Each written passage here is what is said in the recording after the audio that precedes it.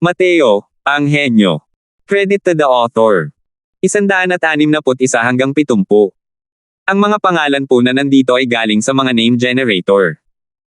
Kung meron man pagkakatulad sa mga pangalan ng tao o lugar at pangyayari, ito ay tunay na hindi sinasadya. Ang 2 tao at isang tigre ay naglakad patungo sa malalalim na bahagi ng Blackwater Ravine.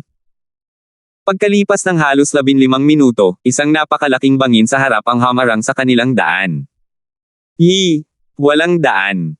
Wala man lang magandang daan papunta rito. Naluluhang sabi ni Sandra. Napahinto rin si Mateo sa kanyang mga hakbang. Habang pinagmamasdan ang paligid, wala rin siyang natuklasang anumang kapaki-pakinabang. Sa buong kalsadang ito, pinagtuunan niya ng pansin ang paligid. Kung mayroon mang likas na kayamanan, tiyak na hindi ito makakatakas sa kanyang paningin. Pero hanggang ngayon, wala pa rin siyang anumang natuklasan. Maaari kayang talagang nagustuhan lang ng 7-colored flow ang Cloud Python ang lugar na ito at gusto itong mag-isa. Hindi makatuwiran yan. Sa lakas ng malaking itim na sawa na yan, kaya nitong pumunta sa mas malalalim na lugar para sakupin ang mas magagandang teritoryo. Bakit pa niya ito pinili rito? Nanatiling naguguluhan din si Mateo matapos itong pag-isipan. Hahaha. Hindi ba't ipinagmalaki mo na alam mo ang lahat? Hindi ko akalain na may mga pagkakataon ka ring nadadapa. Ano nga ba ang kapangyarihan, pero ngayon, ang kaalaman ay parang bula na lang na pumutok, di ba? Walang humpay na pang-uuyam ni Sandra. Dahil sa paulit-ulit na paalitang pag-atake ni Mateo sa kanyang pagiging walang utak, nagkimkim ng matinding galit si Sandra laban dito. Ang mga babae ang pinakamatinding nagkimkim ng sama ng loob.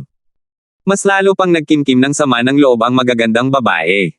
Sa bawat pagkakataon, tama ang hula ni Mateo. Hindi agad makakuha ng impormasyon si Sandra, kaya wala siyang paraan para sumagot. Sa pagkakataong ito, hindi naging madali para sa kanya na makitang nanlalate si Mateo. Natural lang na pinili ni Sandra na saktan ang isang taong nakadapa. Kumaibot ang sulok ng bibig ni Mateo. Pakiramdam niya ay hamukay siya ng butas para sa sarili niyang pagtalon. Gayunpaman, patuloy niyang nararamdaman na hindi mali ang kanyang paghatol. Ang problema ay, nasaan ang likas na kayamanan? Mateo, pakiusap, sa susunod, huwag kang. White light? Saan ka pupunta? Kasalukuyang sinasaway ni Sandra si Mateo, ngunit ang white light ay naging isang sinag ng puting liwanag at tumakbo patungo sa bangin. Hindi sinasadyang nagliwanag ang mga mata ni Mateo nang makita niya ang sitwasyon. Alam kaya ng batang ito kung nasaan ang mga gamit na iyon. Lumapit si White Light sa bangin at direktang tumakbo pataas, natapakan ang isang piraso ng bato, at pagkatapos ay tumalon pa kaliwa, tumalon pa kanan habang umaakyat siya na parang patag na lupa. Sa isang napakataas na lugar, kumislap ang anyo ni White Light, at biglang naglaho. Tiningnan ni Mateo at Sandra ng mabuti at nakita nilang mayroon palang maliit na kuweba doon. Pumasok ang puting liwanag sa kuweba. Mayroon ba talagang magandang bagay? Bulong ni Sandra sa sarili. Sa oras na ito, malinaw na nahulaan na rin niya kung ano ang gagawin ni White Light at hindi niya napigil ang tahimik na magmura, umaasang maglalaro lang si White Light. Mas makabubuti kung wala ito makitang kahit ano. Kahit hindi pa lumalabas ang White Light, sa hindi malaman na dahilan, naramdaman ni Sandra na medyo nag-iinit ang kanyang mukha. Kaya pala, nakatago ito sa isang napakatagong lugar. Hindi nakakapagtaka na hindi ko ito mahanap kahit na matagal ko nang hinahanap. Hindi ko inakalang may ganitong kakayahan pala si White Light. Nagulat din si Mateo sa kakayahan ni White Light. Habang iniisip iyon, nakahinga rin ng maluwag si Mateo. Malamang, prutas iyon o kung ano paman, kaya naamoy ito ni White Light. Hindi nagtagal, muling lumitaw ang figure ni White Light sa pasukan. Maliban sa pagkakataong ito, ang kanyang bibig ay may hawak na isang maliit na bagay. Tinamaan ng puting liwanag ang maliit na bagay na iyon habang tumatakbo ito pababa ng bangin, at nakarating sa tabi ni Mateo. May hawak na tangkay ng bulaklak ang bibig ni White Light. May tumubong maliit na prutas dito. Ipinasa niya ang bagay na ito kay Mateo at ikinakaway pa ang buntot nito para makakuha ng mga likes, na medyo cute tingnan. Ngumiti si Mateo habang hinahaplos ang maliit na ulo ni White Light para ipakita ang paghihikayat. Sabik niyang pinulot ang maliit na prutas na iyon dahil nakilala na niya ito. Blood body talaga yan. Hindi nakakapagtaka na ang 7-colored flowing cloud python ay nakakabit sa lugar na ito. Lumalabas na para rito iyon. Medyo nahihiya si Sandra. Ngunit hindi niya napigilan ang kanyang kuryosidad at palihim na sinuri ang maliit na bagay na iyon. Isa itong maliit na prutas na kulay pula na tila hindi kapansin-pansin. Kung siya iyon, namang noong nakita niya ito, itinuring niya itong parang hindi niya nakita at diretsyong ipapasa. Hindi maiwasan ni Mateo na matawa nang makita niyang gustong magsalita ni Sandra ngunit natigilan, at ang palihim nitong pagsulpot. Dahil alam ni Mateo na payat ang mga babae, hindi na siya ginulo pa ni Mateo, at nagpaliwanag na lang. Magandang bagay ang blood body na ito. Isa itong tier 3 medicinal herb, at napakabihira rin nito. Kung malunok ng 7-colored flowing cloud python na iyon ang item na ito, malamang na direktang makakarating ito sa late stage tier 2 demonic beast. Nakita ni Sandra na walang balak si Mateo na bawiin ang checkmating niya at hindi niya mapigil ang huminga ng maluwag. Ngunit nanatili pa ring matigas ang kanyang bibig habang sinasabi, hindi rin kita pinilit na magpaliwanag. Sige, sige. Ako naman ang mahilig magyabang at kailangan ko lang magpaliwanag para mapakinggan mo, ha? Noon lamang natuwa si Sandra. Ngunit agad niyang hindi napigilan ang kanyang kuryosidad, kaya't nagtanong siya, dahil ang blood body na ito ay napakagaling, bakit hindi nito kinain ng matagal? Ngumiti si Mateo at sinabing, malas din siguro ang lalaking iyon. Kung tama ang hula ko, hindi pa hinog ang blood body na ito noon. 2 araw din ang lumipas para maging hinog ito. Hindi pa niya ito nakakain ng makasalubong niya ang puting tigre at kami, kaya naman nakabili kami ng handa ng libreng regalo. Pero sayang lang ang regalo ng Diyos kung hahayaan niya itong kainin ang bagay na ito ng ganoon. Gamit ito para pinuhin ang isang tier 3 medicinal pill, ang body pill, kaya nitong payagan ang mga martial artist crystal formation realm na umakyat sa isang minor realm ng walang kondisyon. Bukod pa rito, wala itong side effects. Hindi napigilan ni Sandra na mapabuka ang bibig matapos marinig ang lahat. Walang kondisyong hinayaan ang mga martial artist ng Crystal Formation Realm na umangat sa isang minor realm, anong klaseng konsepto ito? Para sa mga martial artist ng Crystal Formation Realm, kalimutan na ang pag-unlad sa isang minor realm, kahit na may kaunting pag-unlad, kakailanganin pa rin ng oras. Sa mga martial artist ng Crystal Formation Realm ng State of Novaria, bukod kina Lord Dean at Lord Wudaofeng ng Alchemist Association na nasa 2nd level Crystal Formation Realm, ang iba ay lahat nasa 1st level Crystal Formation Realm.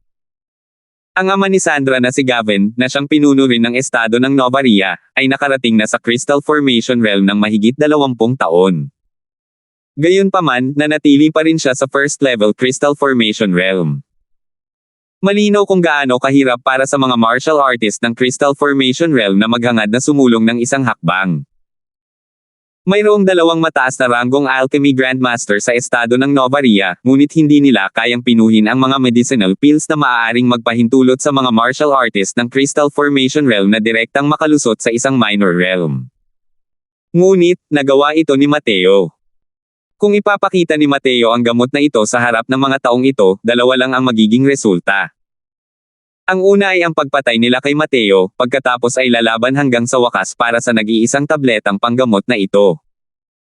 Mayroon pang isa, na susunod kay Mateo at umaasang makuha ang kanyang pabor upang maibigay niya ang tabletang panggamot na iyon sa kanya.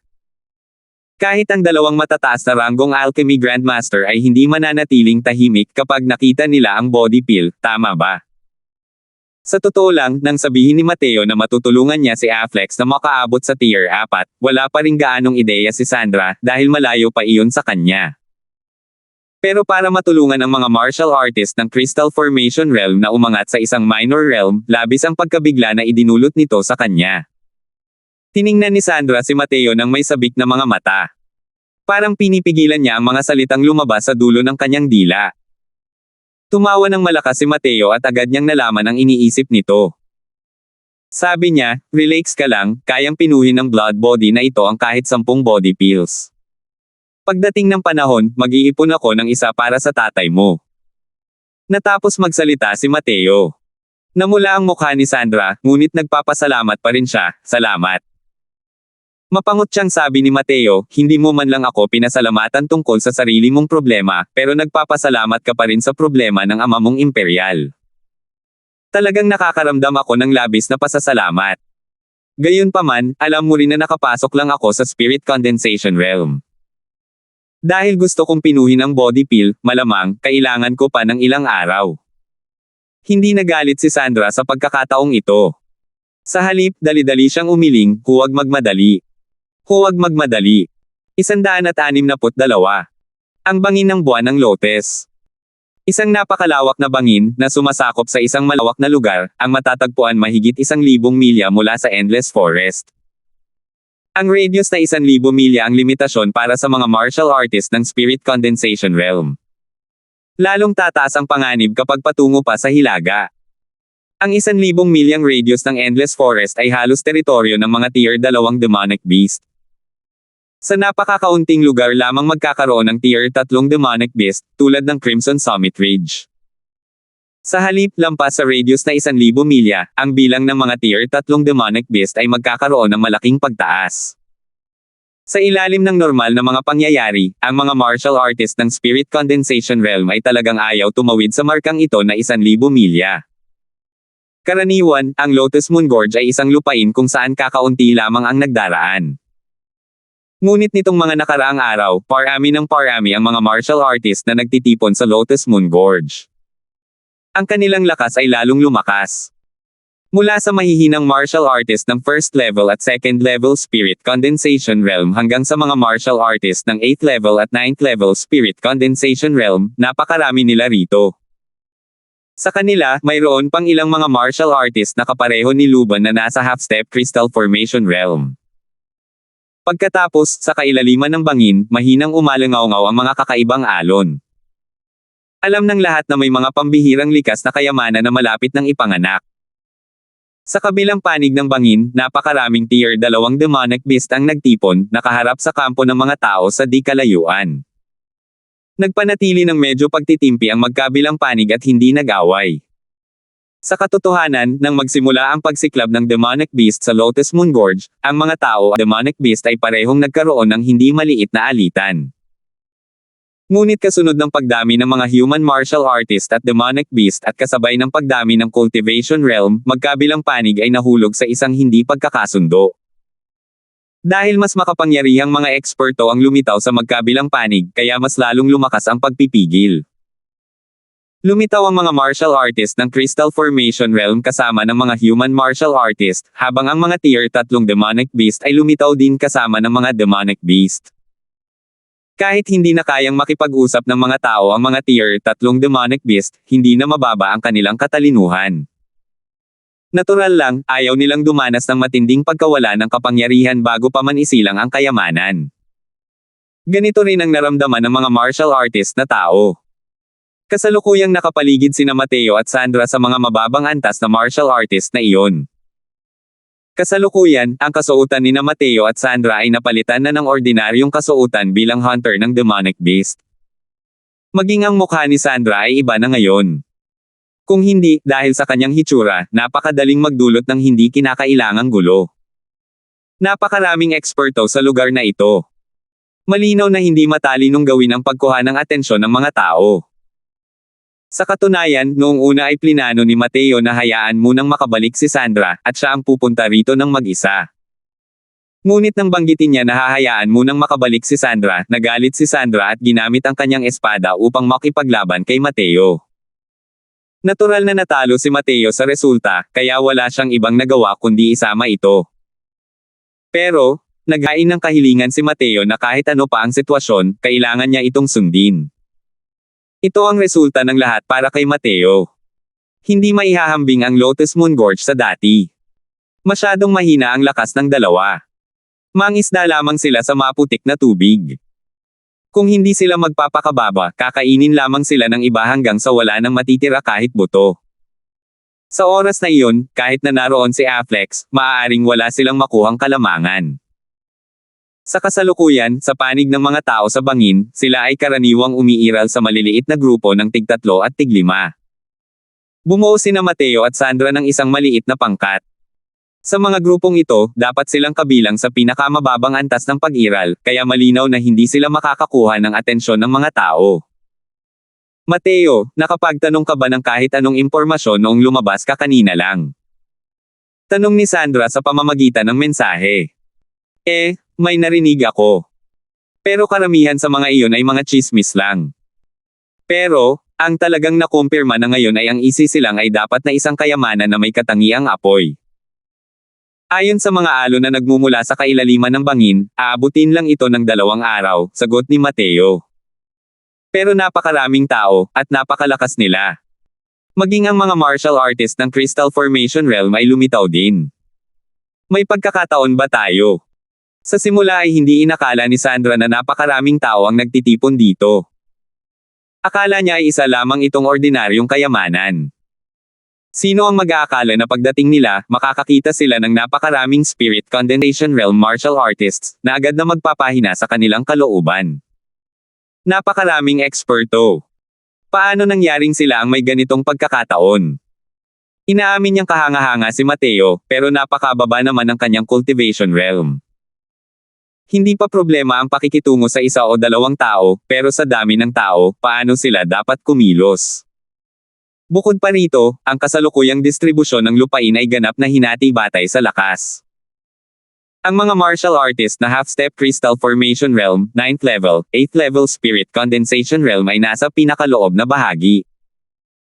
Kapag naipanganak na ang kayamanan, tiyak na sila ang mauuna sa pag-atake sa loob. Paano kaya sila, ang mga outer ring martial artist na ito, makakakuha ng kanilang pagkakataon? Ngumiti lang si Mateo at sinabing, ang mga likas na kayamanan ay nakukuha ng mga taong nakatadhana para dito. Hindi ibig sabihin na mataas ang kanilang lakas at tiyak na makukuha nila ito. Kung nandito ako at si Mateo, bakit pa sila mag-aabala? Sok! Magyabang ka pa. Paano mo nalaman na ikaw ang nakatadhana? May mapangutyang mukha si Sandra. Sabi ko na nga ba, isang natural na soberano, sino pa ba kundi ako lang? Walang kahihiyang pagmamalaki ni Mateo. Tama na ang kalokohan. Magseryoso ka. Ano na ba ang dapat nating gawin? Talagang natalo si Sandra. Ano pa nga ba ang magagawa natin? Mag-ipon ng lakas at enerhiya, saka maghintay at tingnan. Sa sandaling maipanganak ang kayamanan, tiyak na magkakaroon ng marahas na sagupaan sa pagitan ng mga martial artist na tao at mga demonic beast. Sa oras na iyon, kailangan mo lang umiwas sa gulo, at sapat na iyon. Hayaan mong ako na ang bahala sa iba, sabi ni Mateo. Pakiramdam ni Sandra ay naging pabigat siya sa isang iglap. Malinaw na pinilit siya ni Tia na pumunta at protektahan siya.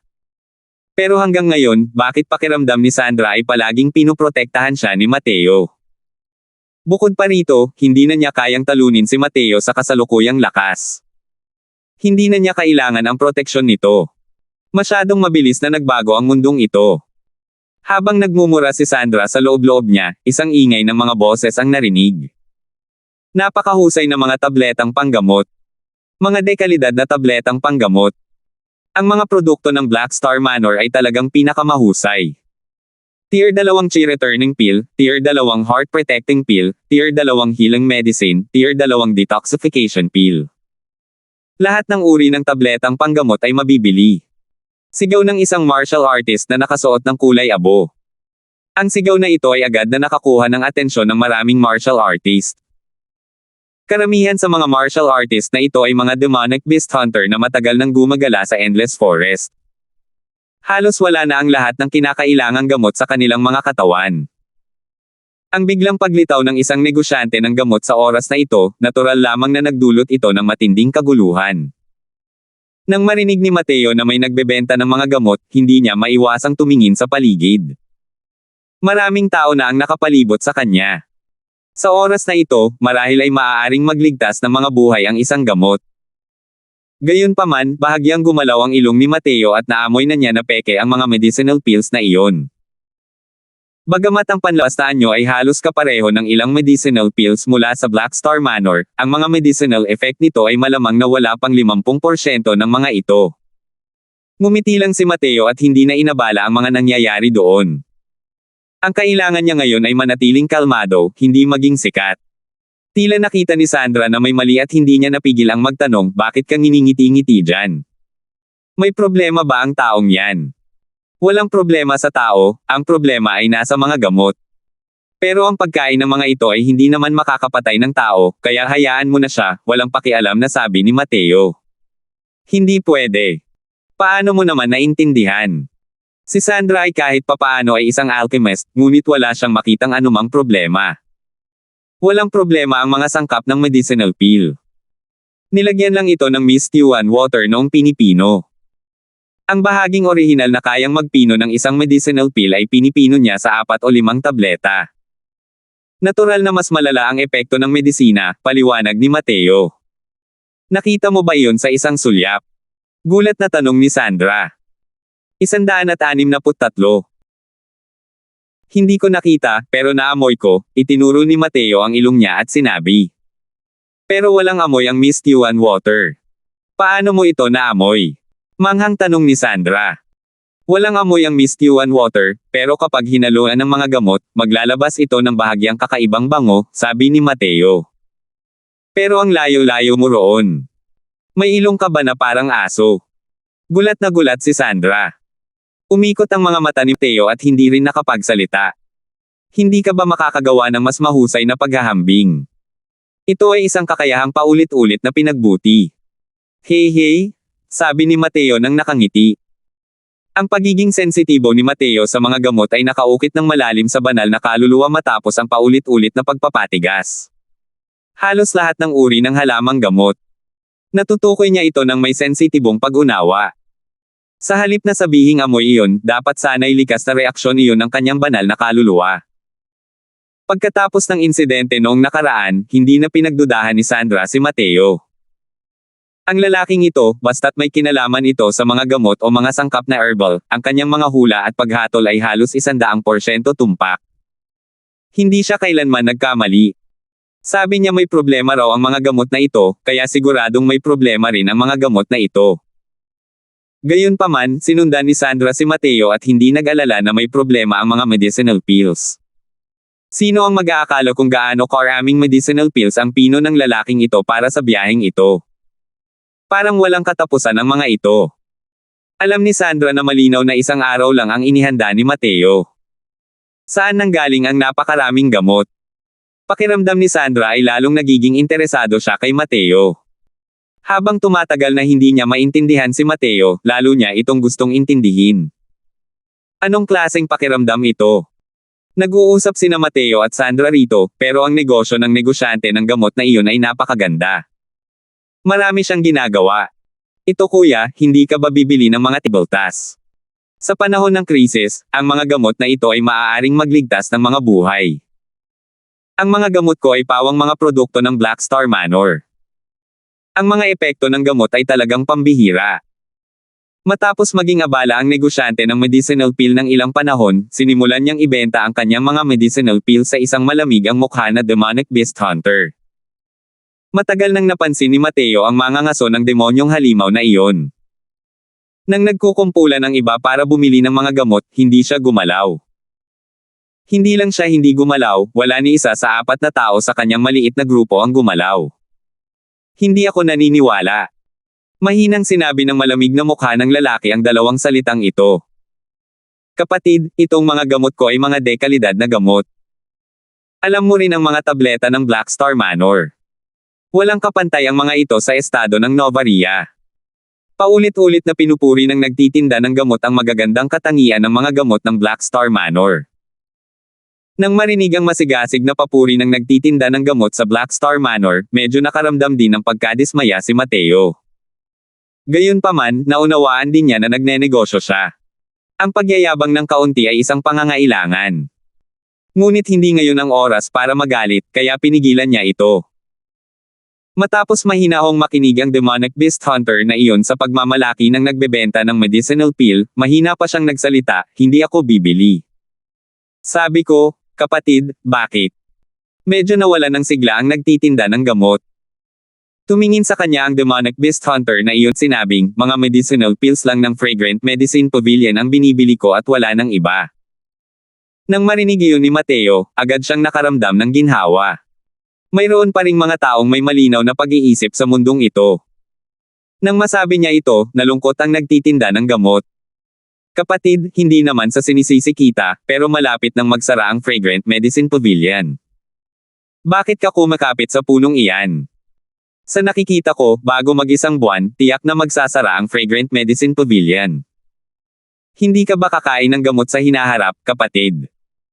Malamig na sulyap ng lalaking nagyayelong mukha sa nagtitinda ng medicinal pill at sinabing, tiyak na hindi magsasara ang Fragrant Medicine Pavilion. Kasalukuyang nasa loob ng saradong liblib na espasyo si Pavilion Lord Croswell. Pagkatapos niyang lumabas sa saradong liblib na espasyo, tiyak na magkakaroon siya ng paraan para baguhin ang sitwasyon. Humph! Mangarap ka pa.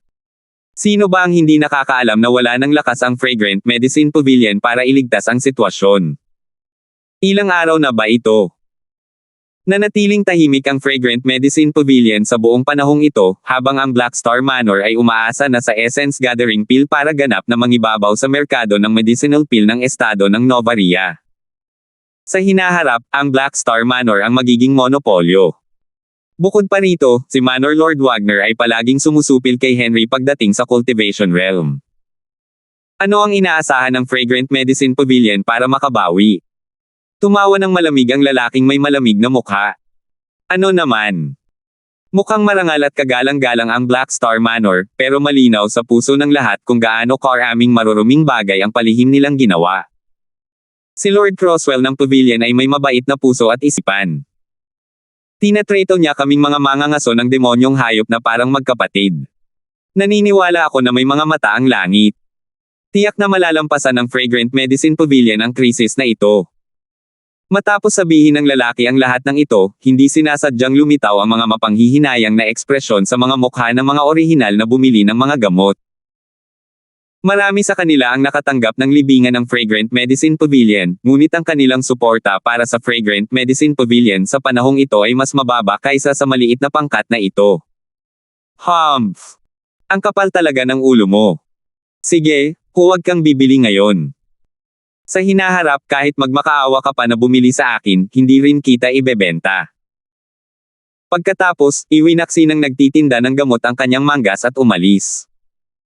Hindi siya naasiwan ng lalaking malamig ang mukha at muling umupo. Hindi masyadong naapektuhan ang nagtitinda ng medicinal pills at nagpatuloy sa pagyayabang ng kanyang mga medicinal pills. Matapos lang magdulot ng kaguluhan ang lalaking iyon, agad na bumagsak ng husto ang kanyang negosyo. Ang lalaking may malamig na mukha ay nakatitig sa likurang bahagi ng nagtitinda ng gamot at nagpakawala ng malamig na suntok. Noon mismo, isang tinig mula sa Diyos na alam kung saan palihim na nakaririnig ng direkta sa kanyang mga tainga. Narinig iyon ng lalaking malamig ang mukha, at agad na nagbago ang ekspresyon ng kanyang mukha. Matapos magmuni-muni ng ilang sandali, bigla siyang tumayo. Lahat kayo, huwag kayong bumili ng mga gamot niya. Mga pekeng gamot na ito. Manloloko ang lalaking ito. Malakas na sigaw ng lalaking walang ekspresyon. Nang marinig ang sigaw ng lalaking may malamig na mukha, lahat ng bumibili ng mga gamot ay nataranta. Ang sumunod ay ang paggamit ng mga matang nakatitig sa nagtitinda ng gamot. Labis din na nabahala ang nagtitinda ng gamot. Medyo nakonsensya siya, pero sa harap ng napakaraming tao, kailangan niyang manatiling matatag. Huwag mo akong sir-an. Ayos lang kung hindi ka bumili, pero sinisira mo pa ang negosyo ko rito. Talaga bang iniisip mo na madali akong apihin? Ang mga medicinal pills na ito ay may kakaibang marka ng Black Star Manor. Tunay na mga produkto ang mga ito. Nangangahas ka bang sir-an ang pangalan ng Black Star Manor? Galit na sabi ng nagtitinda ng medicinal pills. Malamig na ngumiti ang lalaking may malamig na mukha at sinabing, Songate. Totoo ngang galing sa Black Star Manor ang mga medicinal pills na ito, pero ang mga medicinal pills ba na pino ng Black Star Manor ay tunay ngang walang problema. Anong problema dyan, sabihin mo na. Kung hindi ka magbibigay ng wastong katwiran, magsisimula na ang sama ng loob natin. Pagkatapos kong makabalik sa kabisera, ipapasa ko ang mga salitang ito sa Black Star Manor. Banta ng nagtitinda ng gamot. Nitong nakaraang isang buwan, ang Black Star Manor ay naging walang kapantay na dominante. Unti-unting bumagsak ang Fragrant Medicine Pavilion, at halos naging monopolyo na sila. Ang mga taong lumabas mula sa Black Star Manor ay halos nakaturo sa langit ang kanilang mga ilong. Dahil ang nagtitinda ng medicinal pill na ito ay nagbebenta ng mga tableta ng Black Star Manor, tiyak na mayroon siyang malaking koneksyon sa Black Star Manor. Nanatiling kalmado ang lalaking may malamig na mukha at nakangiting sinabi, "Natatakot ako na ang mga nakapapagaling na epekto ng mga tabletang ito ay wala pa sa kalahati ng mga natapos na produkto." Ano ang balak mong gamitin ang mga nakapagpapagaling na tabletang ito para lokohin ang lahat? Nang sabihin niya ito, muling nagbago ang ekspresyon ng mukha ng lahat. Bagamat hindi naman malaking isyo ang hindi sapat na epekto ng medisina, sa kritikal na panahon, maaari itong ikamatay. Halimbawa, isang tier 2 chi returning pill. Kung ang mga epektong panggamot ay kulang at napakaliit na bahagi lamang ng enerhiya ng asensya ang mababawi, hindi ba't naghihintay na lang iyon ng kamatayan? Nang marinig ang malamig na mukha ng lalaking nagtitinda ng gamot, hindi kinabahan ang nagtitinda ng gamot. Sa halip, ngumiti siya ng masaya at sinabing, "Sabi mo kulang ang epekto ng gamot ko, hindi ba natin malalaman pagkatapos nating subukan ito sa lahat?" 164. Nang makita ang nagtitinda ng gamot na puno ng kumpiyansa, nagsimulang manghina ang puso ng lalaking may malamig na mukha. Kayang nahulog talaga siya sa patibong ng iba. Sinabi ng taong iyon na nakatanggap din siya ng malaking kabaitan mula kay Pavilion Lord Crosswell, kaya naman gusto niyang ibunyag ang manlolokong ito. Maaari kayang niloloko lang niya ito. Habang nagsasalita siya, ang nagtitinda ng medicinal pill ay nakaharap na sa isang martial artist na binilhan niya ng mga tableta kanina at taos-pusong inanyayahan itong subukan ang medicinal pill. Nangako pa nga siya na hanggat handa siyang subukan ito, magbibigay siya ng 5 tier 2 chi returning pills. Medyo nag-aatubili ang martial artist na iyon noong una, pero matapos isipin na kahit papaano ay hindi sapat ang epekto nito sa medisina at hindi dapat magkaroon ng masyadong malaking epekto sa kanya, tumanggo siya at sumang-ayon. Ikinuyom ng nagtitinda ng gamot ang kanyang mga kamao at sinabi sa lahat, "Nakita rin iyon ng lahat. Ang kapatid kong ito ay tumangging bumili ng aking mga gamot. Ayos lang din iyon. Pero ngayon, lumabas siya para siraan ang aking pagkatao. Hindi maaaring magbinata ang isang ito dito. Para patunayan ang aking kawalang kasalanan, inimbitahan ko ang kapatid na ito rito para tumulong sa pagsubok ng mga gamot. Hindi dapat magkaroon ng problema, di ba?" Pagkatapos magsalita ng nagtitinda ng gamot, may isang taong tumawag sa martial artist na naghahanda para sa pagsubok. "Frank, hindi ka naman nabili ng lalaking iyon, di ba? Binili mo ang lola mo." "Ako, si Frank, ay matagal nang nagtatrabaho kasama ng mga mangangaso ng demonyong hayop. Sino ba ang hindi nakakaalam ng ugali ko? Kung hindi ka sigurado, subukan mo ang sarili mo." Diretsyong sabi ni Frank sa kanya. "Hahaha. Mapagkakatiwalaan ka namin. Subukan mo agad at sabihin mo sa amin kung ano ang nararamdaman mo pagkatapos mong subukan. Huwag kang mag-alala, sa dami ng taong nanunood, kaya ko bang lokohin lahat." Pagkatapos, hindi na nag-atubili si Frank. Diretso niyang kinuha ang isang tier 2 chi returning pill na kabibili lang mula sa nagtitinda ng medicinal pill at nilunok ito. Matapos inumin ang medicinal pill, nagnilay-nilay agad si Frank at sinimulang pinuhin ang lakas ng gamot. Pinapanood ng lahat ang bawat kilos ni Frank, lalo na ang lalaking may malamig na mukha at ang kanyang maliit na grupo. Kahit na nanatiling kalmado ang kanilang mga ekspresyon, matagal nang kumakabog ang kanilang mga puso. Medyo pinagsisihan ng lalaking malamig ang mukha ang kanyang pagiging padalos-dalos kanina. Pero para sa kapakanan ng benefactor na si Henry, sulit din ang kahit minsang pagkawala ng mukha. Noon, ang lalaking may malamig na mukha ay malubhang nasugatan at naghihingalo at wala ring pera. Agad siyang hinaranggan ng Black Star Manor palabas ng pinto, ngunit libre siyang ginamo ni Henry. Ang biyayang ito, kahit na madurod siya ng pira-piraso, mahirap itong mabayaran. Kaya naman, bahagya lamang siyang nag-atubili nang marinig niya ang mahiwagang mensaheng iyon bago agad na tumayo.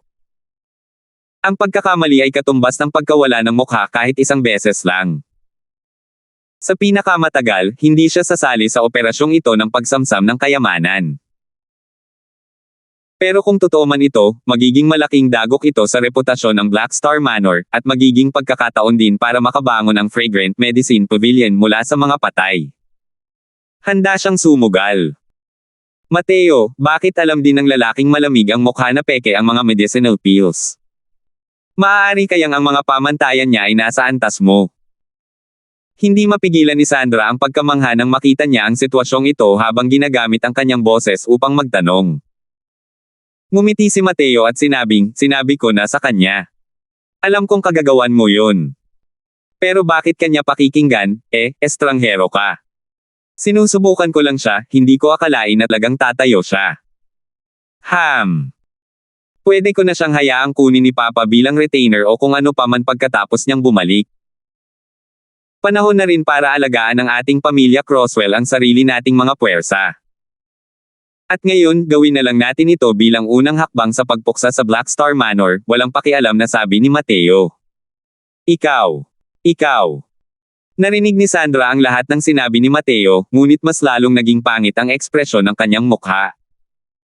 Ngumiti si Mateo at sinabing, huwag kang mag-alala. Wala kaming pakialam ng tatay ko sa sekular na awtoridad. Ginagawa namin ito para lang magkaroon ng ligtas na kapaligiran ng pamilya Croswell. Kung hindi mapapanatag ang loob ng inyong ama, sa hinaharap, maaari kong palipotan si ama mula sa estado ng Novaria. Nako, hindi na kailangan. Ako. Gagawin ko ang lahat para maiwasang mangyari ang ganitong bagay. Ngumiti lang si Mateo at hindi na nagsalita pa. Alam niyang takot na takot si Gavin sa pamilya Sullivan at pamilya Wagner, kaya naman palihim nilang itinaguyod ang kanyang ama na si Henry. Pero kailangang lipulin ang pamilyang Wagner. Kung tungkol naman sa pamilyang Sullivan. Kahit papaano sina Luban at Norman Sullivan, ang 2 taong ito, ay hindi niya planong pabayaan. Ibig sabihin, ang pamilya Croswell ay magiging isang monopolyo sa hinaharap. Magiging panatag pa rin kaya si Gavin. Bata pa rin si Sandra. Maliban na lang kung makaabot siya sa Crystal Formation Realm, ang mga salita niya ay walang magiging epekto magpakailanman.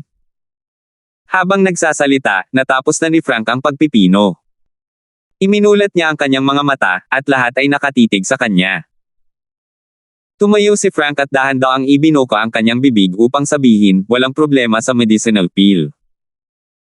Ang aking essence energy na dating 50% lang ang natitira ay nakabawi na sa 80% ngayon. Nang matapos magsalita si Frank, tiningnan ng nagtitinda ng medicinal pill ang lalaking may malamig na mukha ng may masayang mukha. Kapatid, ano ang intensyon mo para saruan ako ng ganito? Maliban na lang kung ikaw ang alipors ng Croswell family at nakita mong hindi na maaaring magpatuloy ang mga bagay-bagay para sa inyong lahat, kaya ka gumamit ng ganitong uri ng palihim na panlilinlang para saruan ang Black Star Manor. Hindi na itinago ng nagtitinda ng medicinal pill ang kanyang suporta at direktang nagpaputok. Nagalit ng husto ang lalaking may malamig na mukha matapos marinig ang kanyang mga sinabi.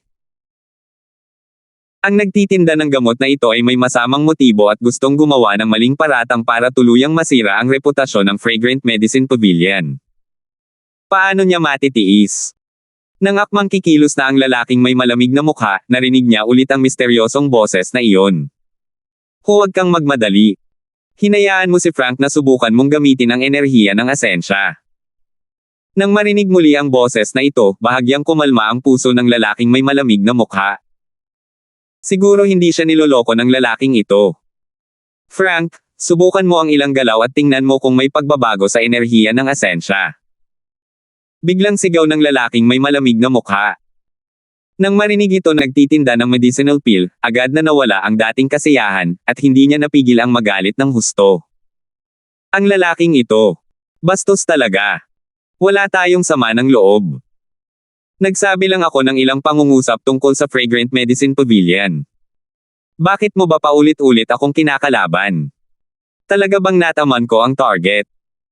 Ikaw ba ang alipors ng Fragrant Medicine Pavilion? Hindi siya pinansin ng lalaking may malamig na mukha at sinabi lang kay Frank, Frank, subukan mo ang ilang galaw. Kung wala talagang problema, ang lahat ng napanalunan ng ating koponan sa pagkakataong ito ay mapapasa iyo na.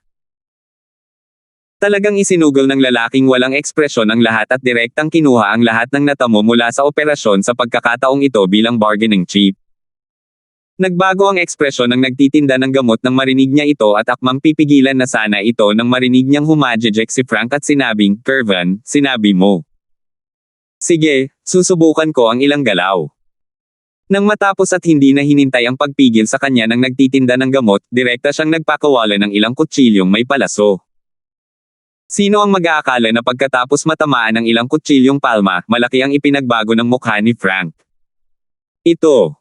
Ang gamot na ito ay talagang may problema.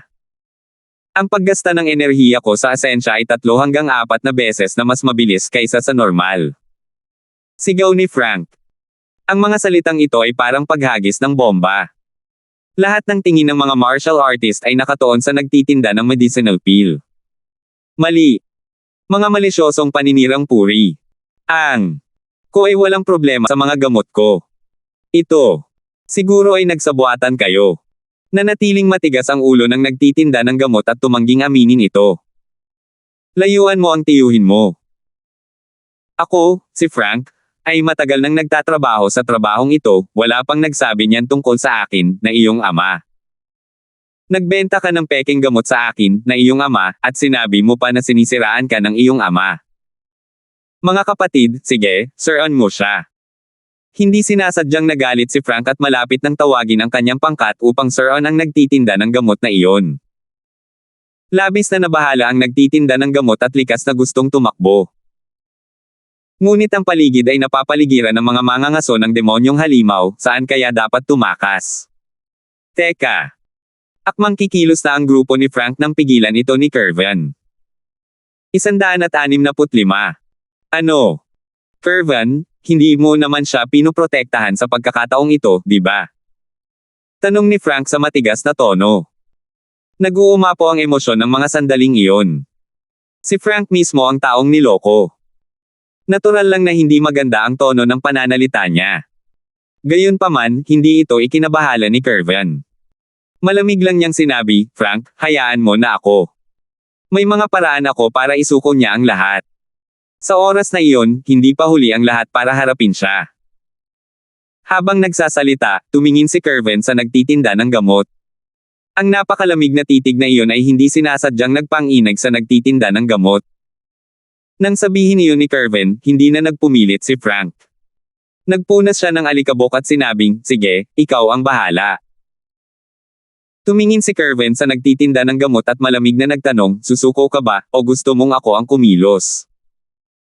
Nagngingit-ngit ang mga ngipin ng nagtitinda ng gamot at sumulong sa halip na umatras habang inaatake si Kervan. Pero bago pa man niya mahawakan si Kervan, isang lalaki ang sumugod mula sa gilid para atakihin ang kanyang tagiliran. Labis na nagulat ang nagtitinda ng gamot at dali-daling umiwas. Ngunit may isa pang taong pumihil sa kanyang landas ng pag-atres. Bam! Tunog!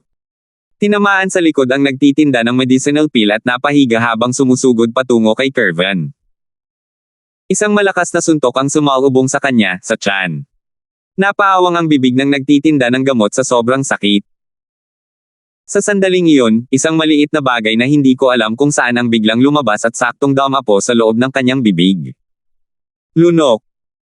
Hindi sinasadyang lumunok ng nagtitinda ng gamot at agad na naramdaman na hindi maganda ang lahat. Perg. Dali. Pilit na sinubukan ng nagtitinda ng gamot na isuka ang nilunok niya, ngunit natunaw ang bagay na iyon nang makapasok ito sa kanyang bibig. Sandali lang at naglaho ito ng may bakas. Kaagad pagkatapos, naramdaman niya ang panginginig ng kanyang banal na kaluluwa, at pagkatapos, nawalan siya ng malay sa anumang bagay. Nang makita ni Kervan ang eksenang ito, medyo natakot din siya. Ngayon lang, gusto niyang hanapin kung sino ang naghagis ng bagay na iyon ngunit hindi niya ito nagawa. Ang misteryosong taong iyon ay malinaw na isang eksperto.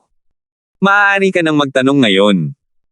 Magtanong ka sa kanya ng kahit ano, at sasagutin niya. Sa oras na ito, muling lumitaw ang boses na iyon sa isipan ni Kervan. Natigilan si Kervan. Ngayon lang niya nalaman kung bakit gustong ibukan niya ang bibig ng misteryosong taong iyon sa nagtitinda ng gamot. Maaari kayang medicinal pill iyon na inihagis ngayon lang. Anong klaseng medicinal pill ang maaaring magkaroon ng ganitong epekto? Pinigilan ni Kervin ang kanyang emosyon at ibinuka ang kanyang bibig, at tinanong ang nagtitinda ng mga gamot, sino ka ba talaga? Bakit ka pumunta rito para magtinda ng mga gamot? Matigas ang ulong sumagot ang nagtitinda ng gamot, ako si Simon, isang tauhan ng pamilya Wagner. Pinapunta ako ng may-ari sa Endless Forest para magbenta ng mga gamot sa inyong lahat. Kasabay nito, plano nilang suruan ang Fragrant Medicine Pavilion para hindi na sila muling makabangon. Agad na kumulo ang dugo ni Kervin nang marinig niya iyon. Wala talagang matitira sa Black Star Manor na ito. Malaki na ang kanilang kalamangan, pero kinailangan pa nilang paandarin ang Fragrant Medicine Pavilion ng husto. Pinagbili ka ba ni Dominic ng mga peking gamot na ito? Nagngalit si Kervin habang pinipigilan ang kanyang pasensya at nagtanong. Hindi, ang pangalawang boss, si Damian. Siya.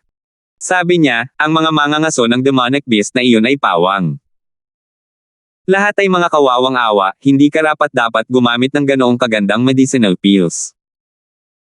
Kaya naman, pinino niya muli ang mga medicinal pills na ito, binawasan ang lakas ng kanilang medicinal strength, at nagdagdag pa ng ilang bagay para pansamantala ninyong hindi maramdaman ang pagbaba ng medicinal effect. Pero hanggat ginagamit ang essence energy, malalantad ito. Sa pagbubuhos ng sitaw mula sa isang tubo ng kawayan, direktang binaligtad nito ang buong bagay. Kakasuhan ko siya, yung Damian na yon. Siya ang kawawang kawawa. Ang buong pamilya niya ay pawang kawawang kawawa. Layuan mo ang nanay mo. Hindi na pupunta ang tatay mo sa Black Star Manor para bumili ng mga gamot. Ina. Sa katunayan, wala sa magkapatid na iyan ang mabubuting tao.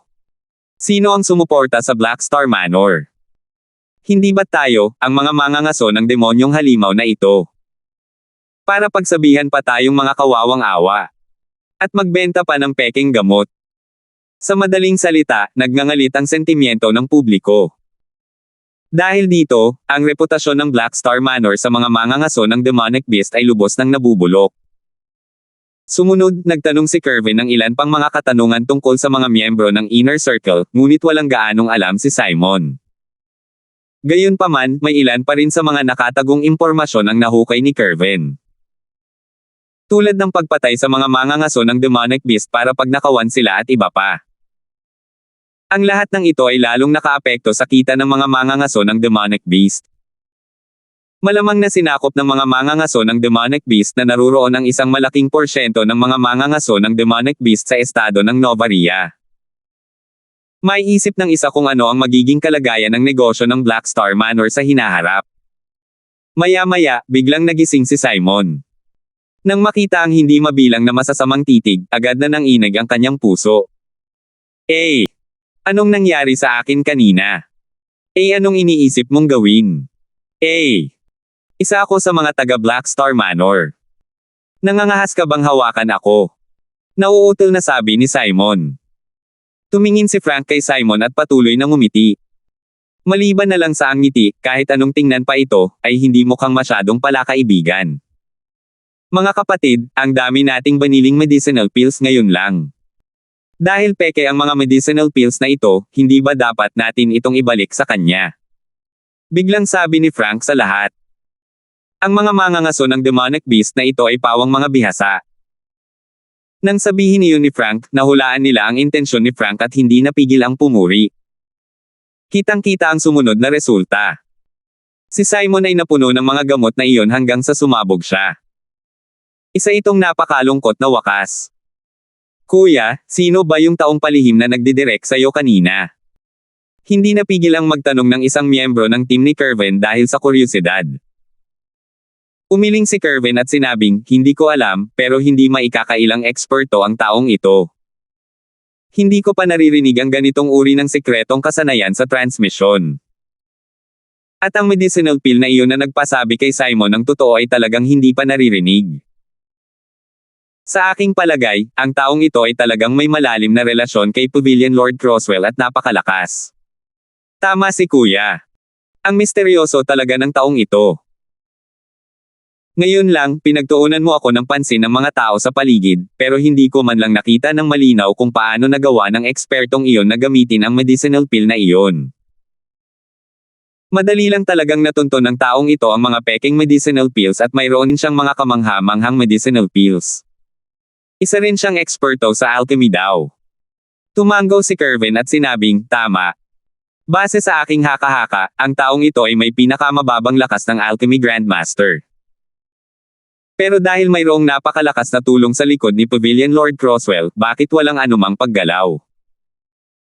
May pakiramdam ako na hanggat handang tumulong ang taong ito, tiyak na walang makakalaban ang Black Star Manor. Gulat na sabi ng mga kasamahan sa koponan, Al-Alchemy Grandmaster. Hindi ba ibig sabihin niyan ay mayroong eksperto sa Crystal Formation Realm sa atin? Nagangat ng ulo ang mga kasamahan sa koponan para tumingin sa paligid at nakaramdam ng medyo pag-aalala. Isang eksperto sa Crystal Formation Realm na nagtatago sa gitna ng isang grupo ng mga martial artists ng Spirit Condensation Realm. Hindi ito magandang pakiramdam. Kumunat ang noo ni Kervin at sinabing, tanga. Anong hinahanap mo? Nagtatago sa atin ang senior na yan, kaya siguradong ayaw niyang ibunyag ang pagkakakilanlan niya. Kung hindi, hindi rin siya magiging maingat. Sa kakayahan niya, isang sampal lang ay kayanan niyang sampilan si Simon hanggang mamatay. Bakit pa siya gagawa ng ganitong gulo? Tapos na ang usaping ito. Kakausapin ko rin silang dalawa maya-maya. Isipin mo na lang na parang hindi nangyari ang insidenteng ito. Pinagpawisan muli ang mga miyembro ng team matapos marinig ang sinabi ni Kervin at dali-daling tumango na parang manok na tumutukan ng kanin. Binabaan din ni Kervin ang kanyang boses at sinabing, ang kaganapan na pagsamsam ng kayamanan sa pagkakataong ito, gagawin lang natin ang ating makakaya. Mag-ingat ng husto na huwag mairita ang ilang kakilakilabot na nilalang. Kung hindi, hindi mo malalaman kung paano ka mamamatay. Sa palagay ko ay marami ng Crystal Formation Realm martial artists sa mga tao. At may pakiramdam ako na mas marami pang magagaling na eksperto ang lilito. Bago pa matapos magsalita si Kervin, isang malakas na aura ang biglang lumitaw. Ang mga taong kanina pa humuhupa ay muling nagkagulo. Ang lakas ng aura na ito, halos makasukol na. Ang mga taong ito ay pawang mga martial artist ng Spirit Condensation Realm, ngunit hindi man lang sila makapag-ipon ng lakas ng loob para lumaban. 166. Napakalakas. Napatikom ni Sandra ang kanyang panga at halatang pilit na nilalabanan ang pressure na ito. Nang sandaling iyon, isang mahinang lakas ng kaluluwa ang lumawak sa harap niya. Agad na nabawasan ang presyon. Nagtatakang tiningnan ni Sandra si Mateo ngunit nakita niya ang isang magaan na ngiti na ipinakita sa kanya ni Mateo. Ang lalaking ito, pagdating sa paggamit ng lakas ng kaluluwa, umabot na ba talaga siya sa ganitong antas? Labis na namangha si Sandra sa kanyang puso. Para sa kanya, si Mateo ay parang isang mapa na hindi kailanman kayang iladlad ng buo. Sa tuwing nararamdaman niya mas naiintindihan niya si Mateo, natutuklasan niya na ang pag-unawa niya ay bahagi lamang nito. Ito. Napakalakas ng taong ito. Ano ang kanyang pinagmulan? Tanong ni Sandra. Paano ko malalaman? Ang alam ko lang ay kakaunti lang ang mga martial artist ng Crystal Formation Realm sa estado ng Novaria. Wala na akong ibang alam. Isa pa, sa tingin ko ay wala namang si Transformation Realm martial artist ang estado ng Novaria. Natigilan si Mateo. Ang hinalinhan niya ay isang magaling na baguhan, kaya hindi na kailangang pag-usapan iyon. Hindi rin pamilyar si Matthew sa Boundless World. Sa sobrang tagal at wala pa siyang naririnig na pangalan ng kahit anong powerhouse. Dagat. Kaharian ng pagbabago ng dagat. Nanlaki ang mga mata ni Sandra. Ito ang unang beses na nakakita siya ng eksperto sa si Transformation Realm. Kung hindi, imposible ring maglabas ang 9th level Crystal Formation Realms ng ganito kalakas na presyon, di ba? Nipatikip ng bibig si Mateo at sinabi. Bigla na lang may anino na sumilay sa kalangitan. Isang malaking nilalang na parang ibon ang huminto sa ere. Sa ibabaw nito, isang matanda ang nakatayo ng tuwid na may maringal na aura. Magwala kayong lahat. Sa loob ng 1 milyang radius mula sa pasukan ng bangin, sino mang lumalabag sa batas ay papatayin ng walang awa. Ang mga salita ng matanda ay parang dumadagandong na kulog mula sa langit, kumakalat sa lahat ng direksyon at pumapasok sa pandinig ng lahat. Labis niyang sinabi ang mga salitang ito nang may pagmamataas at pinalipad ang malaking ibon patungo sa pasukan ng bangin. Sino yang taong yan? Ang galing. Pinaalis niya ang tatay mo, tapos aalis din naman ang tatay mo. Ayaw lang talaga umalis ng tatay mo. Pinagmasdan siya ng mga tao sa gilid na parang tanga. Kung gayon, tumigil ka na. Aalis na kami. Ay, huwag. Sama-sama kayo, magsama-sama kayo. Sino ba talaga ang taong yan? Bakit ba ang lakas-lakas niya? Ang sulyap ko sa kanya ng isang beses ay parang nadudurog na ako. Kung hindi ako nagkamali ng tingin, ang matandang iyon ay ang matandang lalaking may itim na uwak na nawala ng maraming taon. Noong nawala siya, nasa Crystal Formation Realm lang siya. Hindi ko inakalang hindi lang pala siya namatay, kundi nakahakbang pa siya ng isang hakbang at nakarating sa Sea Transformation Realm. Diyos ko! Kaharian ng pagbabago ng dagat. Wala nang pag-asa sa buong buhay ko. Alam nating lahat. Umatras ang mga tao na parang tubig alon. Maging ang mga martial artist ng Crystal Formation Realm na dumating kanina ay matinong umatras din. Sa harap ng mga martial artist ng Sea Transformation Realm, ang mga martial artist ng Crystal Formation Realm ay talagang hindi karapat-dapat tingnan. Ang Sea Transformation Realm ay hindi nasa loob ng mga pangunahing realm na inukit ng mga martial artist, ngunit ito ay nasa pagitan ng Crystal Formation Realm at Soul Sea Realm. Ito ay isang espesyal na uri ng estado. Ang pagbabago ng dagat. Ang buong pangalan nito ay dapat na pagbasag sa kaibuturan, pagbabago sa dagat. Matapos makapasok ang mga martial artists sa Crystal Formation Realm, ang compression ng essence energy ay umabot na sa limitasyon. Hindi na posible na gustuhing ipagpatuloy ang pag-iimbak ng enerhiya ng asensya sa loob ng katawan. Nang marating ng mga martial artist ng Crystal Formation Realm ang 9th level Crystal Formation Realm, ang Dantian ang naging pinakamalaking balakid sa paggapos sa tagumpay ng mga martial artist. Dahil dito, ginamit ng mga sinaunang pantas ang makapangyarihang lakas ng kaluluwa upang basagin ang mga tanikalan ng Dantian, na lumikha ng hakbang na ito ng pagbasag sa ubod, pagbabago sa dagat, na naglatag din ng matibay na pundasyon para sa mga martial artist upang patuloy na malampasan ang kanilang mga limitasyon. Dinudurog ng mga martial artist ng Crystal Formation Realm ang Dantian kasama ang enerhiya ng crystallized state essence at nagiging isang mahimalang estado. Ang prosesong ito ay Sea Transformation. Ang dagat na ito ay tinawag na Dagat Dantian. Matapos magbagong anyo ang Dantian at maging isang dagat, maaaring gawin ng mga martial artist ang kanilang mga unang hakbang upang makipag-ugnayan sa enerhiya ng langit at lupa ng panlabas na mundo, at ilipat ang enerhiya ng langit at lupa ng panlabas na mundo para sa kanilang sariling gamit. Malaki ang mararanasan ng kanilang lakas. Kung gagamitin ang enerhiya ng langit at lupa ng panlabas na mundo kumpara sa enerhiya ng langit at lupa sa loob ng katawan, natural na mas nakahihigit ang nauna. Kaya naman, ang lakas ng mga martial artist ng Sea Transformation Realm at Crystal Formation Realm ay hindi magkapantay. Kahit gaano pa kalakas ang mga martial artist ng Crystal Formation Realm, imposibleng maramdaman ng lahat ang ganitong pressure. Ngunit ang mga martial artist ng Sea Transformation Realm na humiram ng enerhiya ng Heaven at Earth Essence ay madaling magagawa ito. Gayunpaman, ang Shattering the Core, Transforming into Sea ay isa lamang espesyal na estado. Dapat sabihin na ito ang embryonic form ng Soul Sea Realm. Sa makatuwid, hindi ito maaaring ikategorya bilang isang major realm. Gayunpaman, ang kapangyarihan ng mga martial artist ng Sea Transformation Realm ay lumampas na sa pangunawa ng mga ordinaryong tao. Masasabing ang mga martial artist ng Crystal Formation Realm ay kabilang pa rin sa mga mortal na martial artist, habang ang mga martial artist ng Sea Transformation Realm ay gumawa na ng unang hakbang upang malampasan ang mortal at secular na aspeto. Tiningnan ni Mateo ang likurang figure ng matandang lalaking iyon na lumutang palayo at hindi napigil ang mapangutyang sumimangot. First level Sea Transformation Realm lang, ano pa ang dapat ipagmalaki?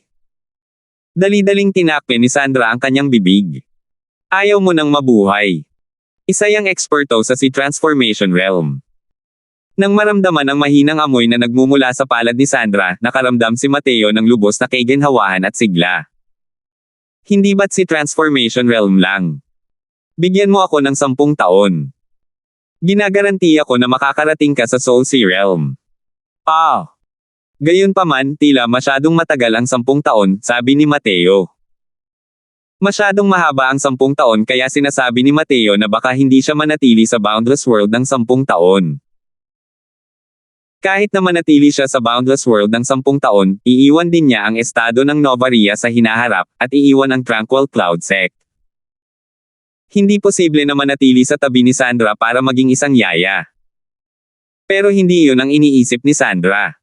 10 taon. Soul Sea Realm. Kahit na isa lamang itong boses, parang natigilan si Sandra. 10 taon bago makarating sa Soul Sea Realm, kalimutan na ang estado ng Novaria, kahit sa Tranquil Cloud Sect, walang nang ahas na magyabang ng ganito. Isa pa, hindi sinabi ni Mateo na siya ang sumubok, kundi para tulungan siyang sumubok. Isa pa, hindi sinabi ni Mateo na makalusot sa Sea Transformation Realm, kundi makalusot sa Soul Sea Realm. May mali ba? Ang pakiramdam na ito ay hindi parang pinag-uusapan nila ang pagtahak sa Cultivation Realm, kundi parang paglalaro, casual na pag-uusap tungkol dito patungo sa mga Breakthrough Cultivation Realm. Hindi rin naintindihan ni Mateo.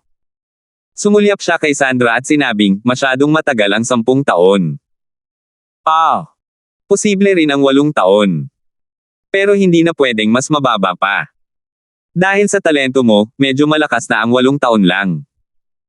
Hindi matatag ang pundasyon mo. Puchi.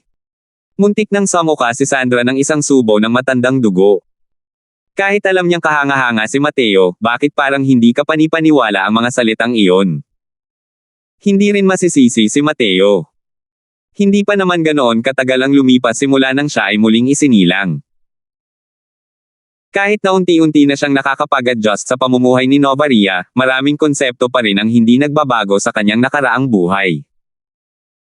Sa pananaw niya, sa tulong ng mga medicinal pills, basta't hindi masyadong mahina ang talento, ang paglusot sa Soul Sea Realm ay isang bagay na madaling magawa. Hindi naman itinuring na masama ang talento ni Sandra. Ngunit kumpara sa mga tunay na henyo, malaki pa rin ang pagkakaiba. Kaya naman, ang sinabi ni Mateo na 10 taon ay mas malawak na saklaw ng panahon. Pero hindi naman ganoon ang tunog ng mga salitang ito base sa narinig ni Sandra. Para lang itong pagyayabang sa langit. Mamamatay ka ba kung hindi ka magyayabang? 10 taon bago makarating sa Soul Sea Realm, saka ka na maaaring maging sect leader ng Tranquil Cloud Sect. Sabi ni Sandra na puno ng paghamak ang mukha. Ngayon lang nakapag-react si Mateo nang mapagtanto niyang medyo sumobra na pala ang sinabi niya. Dahil sa lalim ng iniisip ni Sandra, hindi niya talaga ito maintindihan. Haha, nalaman mo rin to. Bilasan na natin. Kung hindi, wala ring saysay kung papatayin tayo ng matandang kalokohan na yon. Alam kong nagyayabang ka. Pero hindi ba pwedeng mag-isip ka muna bago mo sabihin ang lahat ng iyan? Inikat ni Sandra ang kanyang mga mata kay Mateo. 167. Umungol. Sa sandaling iyon, isang napakalakas na sigaw ang umalangaw-ngaw. Isang malaking ibon ang umaalulong sa ere at huminto sa harap ng grupo ng mga demonyong halimaw, kaharap ang matandang lalaki ng itim na uwak sa di kalayuan. Matapos lumitaw ang malaking ibong demonyong halimaw na iyon, ang panig ng mga demonyong halimaw ay umatras din ng malayo. Hoy, anong demonyong halimaw yan? Parang napakagaling. Kalokohan. Akala mo naman isa kang demonic beast hunter, pero hindi mo man lang nakilala ang Golden Sword Condor. Tier 4 na demonic beast yan. Nabalitaan ko na ang Golden Sword Condor na ito ang Panginoon ng Lotus Moon Gorge. Bago ito, nagkukubli ito, ewan ng Diyos, kung saan. Ngayong nakita na nito ang paglitaw ng Black Crow Old Man, hindi na rin nito napigil ang lumabas. Tingnan mo ang sinasabi mo. Bagamat maaaring isa akong mangangaso ng demonic beast, sa tingin mo ba ay may kakayahan akong manghuli ng isang tier 4 na demonic beast? Mabuti sana kung hindi siya pupunta para patayin ako.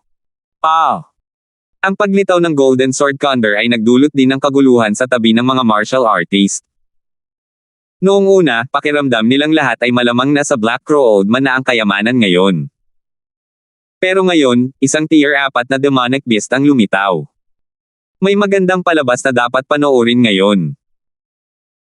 Bagamat hindi isang pangunahing realm ang Sea Transformation Realm, ang kapangyarihan ng mga martial artist ng Sea Transformation Realm ay kayang tapatan na ang kapangyarihan ng mga early stage tier 4 na demonic beast. Tulad ng mga human martial artist, tier 4 na demonic beast, sa antas na ito, ang saklaw ng kapangyarihan ay napakalawak. Ang karamihan sa mga demonic beast ay titigil sa tier 4 sa huli. Dahil ang pag-unlad mula tier 4 na patungo sa tier 5 ay masyadong mahirap. Mula tier 4 hanggang tier 5, mararanasan nila ang pinakamahalagang yugto para sa mga demonic beast na siyang taking form. Ang mga demonyong halimaw na matagumpay na nagkaanyo ay magiging parang isdang lumulukso sa Dragon Gate. At magiging isang napakalakas na nilalang. Ang mga demonyong halimaw na hindi nagkatawang tao ay magiging abo sa ilalim ng kapigatian sa langit. Kaya naman, ang buong entablado para sa tier 4 na demonic beast ay halos para lamang sa paghahanda para sa heavenly tribulation na ito. Nagresulta rin ito sa napakalaking pagkakaiba sa lakas para sa mga tier 4 na demonic beast. Karaniwan, ang early stage at middle stage tier 4 na ay katumbas ng human Sea Transformation Realm. Ngunit ang late stage tier 4 na demonic beasts ay katumbas ng human Soul Sea Realm. Dapat ay nakarating na sa tier 4 ang Golden Sword Condor na ito kamakailan lang. Kung pag-uusapan ang kapangyarihan, malamang kapareho lang ito ng Black Crow Old Man. Sa makatuwid, ang kasalukuyang sitwasyon ay naging medyo banayad. Nang makita ang paglitaw ng isang tier 4 na demonic beast, halos mawalan na ng pag-asa ang mga human martial artist. Dahil sa isang matandang lalaking itim na uwak, nawalan na sila ng pagkakataong makuha ang kayamanan. Sa dagdag na isang tier 4 na demonic beast, hindi ba't nakamamatay iyon? Hindi nagulat si Mateo nang makita ang tier 4 na demonic beast na ito. Ang lugar na ito ay ang Endless Forest. Teritoryo ito ng mga demonic beast mula pa sa simula. Mas magiging kakaiba kung walang mga high-level demonic beast na darating. Bukod pa rito, palihim na natutuwa si Mateo. Tiyak na maglalaban ang dalawang lalaking ito para makuha ang kayamanan. Sa oras na iyon, maaari na lamang siyang umupo at anihin ang mga nasamsam ng hindi nagtataas ng daliri. Sumulyap ang matandang lalaki ng itim na uwak sa Golden Sword Condor na hindi kalayuan, sumangot ng malamig, at umupo na lamang upang magnilay-nilay. Ang mga tier 4 na demonic beast ay mayroong napakataas na talino. Malinaw na ayaw nitong umatake sa sandaling ito, kaya't lumapag din ito sa lupa upang makatipid ng lakas at makapag-ipon ng enerhiya. Senior Apprentice Sister, sa palagay ko ay isisilang ang kayamanan ngayon.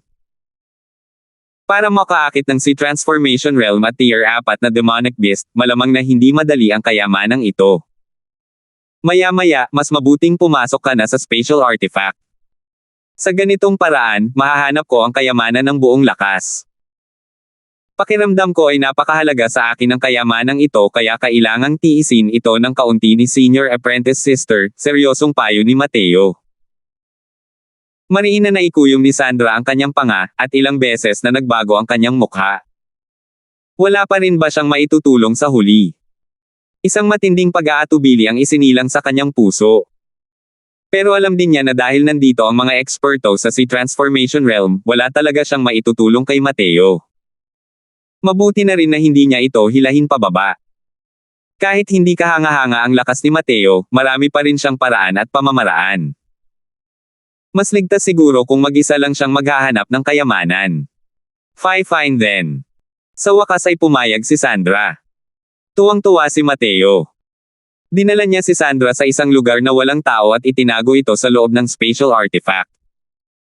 Sa oras na ito, isang napakalakas na alon ng init ang kumalat mula sa kailaliman ng bangin, na nagparamdam sa lahat ng mga martial artist na parang naluluto sila. Pero lahat ay sumigla dahil alam nilang lahat na ang kayamanan ay nabuo. Nakita ni Mateo ang sitwasyon at bakas din sa kanyang ekspresyon ang tuwa. Posible kayang may nabuong Essence Fire. Napakalakas na Essence Fire, sa palagay ko ay tier 4 pa lang yan. Tama nga ang desisyon mo sa biyaheng ito. Ang karanasan ni Mateo ay higit pa sa maihahambing sa mga taong ito. Nahulaan niya mula sa alon na ito ang pangkalahatang sitwasyon ng kayamanang ipinanganak sa pagkakataong ito.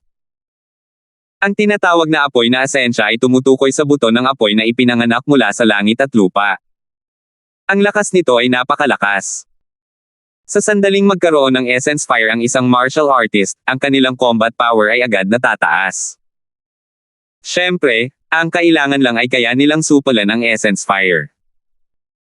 Maraming martial artist ang gustong makakuha ng mga apoy mula sa asensya ngunit sa huli ay nasunog sila hanggang sa wala nang natira kahit baga.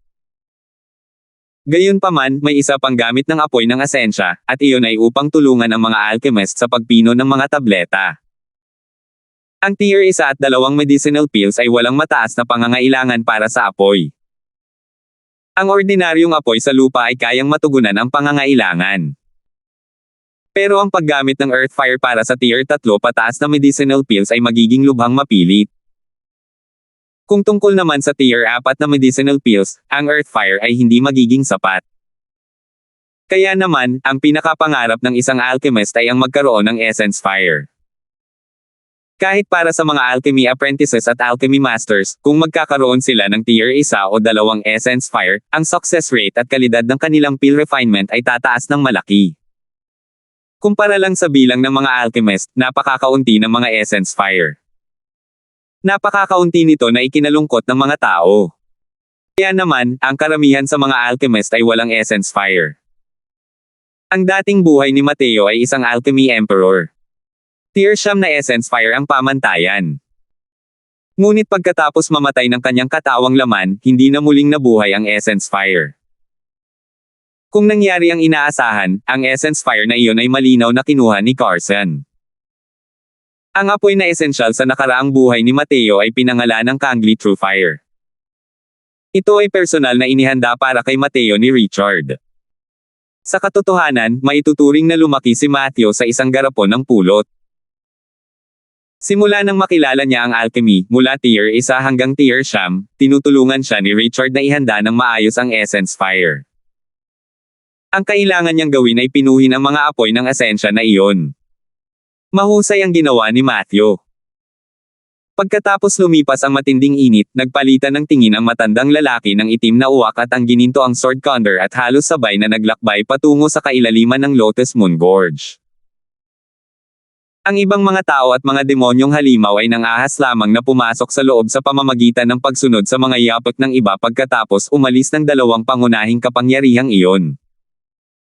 Siyempre, may ilang mga tao na nakakita ng ganitong sitwasyon at makatuwirang umatras. Gayunpaman, karaniwan ay hindi man lang sila nangangahas na pumunta sa Lotus Moon Gorge sa ganitong uri ng lugar. Sa ganitong magandang pagkakataon ngayon, bakit nila hahayaang lumipas iyon? Bukod sa kayamanang isinilang, maraming magagandang bagay sa Lotus Moon Gorge. Gayunpaman, nakita ni Mateo na maaaring ito ay isang apoy ng asensya na nabuo. Paano niya naiisip na pakialaman ang mga bagay na iyon? Gumalaw ang kanyang figure, at siya ay mabilis na nagmamadaling pumunta sa kailaliman ng bangin. Hoy, nakita niyo yun? Ngayon lang, isang batang lalaki sa first level spirit condensation realm ang sumugod papasok. Kalimutan mo na yan, huwag mo na siyang alalahanin. Nagmamadali siyang magkatawang tao, anong kinalaman nito sa atin? Mas mabuting magmadali na tayo at maghanap ng mahahalagang halaman. Marami-rami rito ang mga tier 3 herbs. Kasuklam-suklam ka.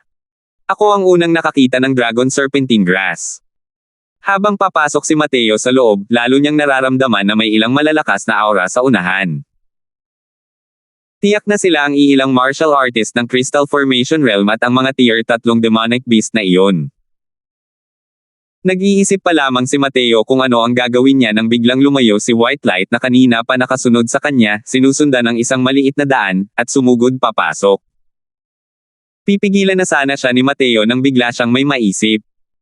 Gumuhit ang ngiti sa gilid ng kanyang labi, at dali-dali rin niya itong hinabol. 168.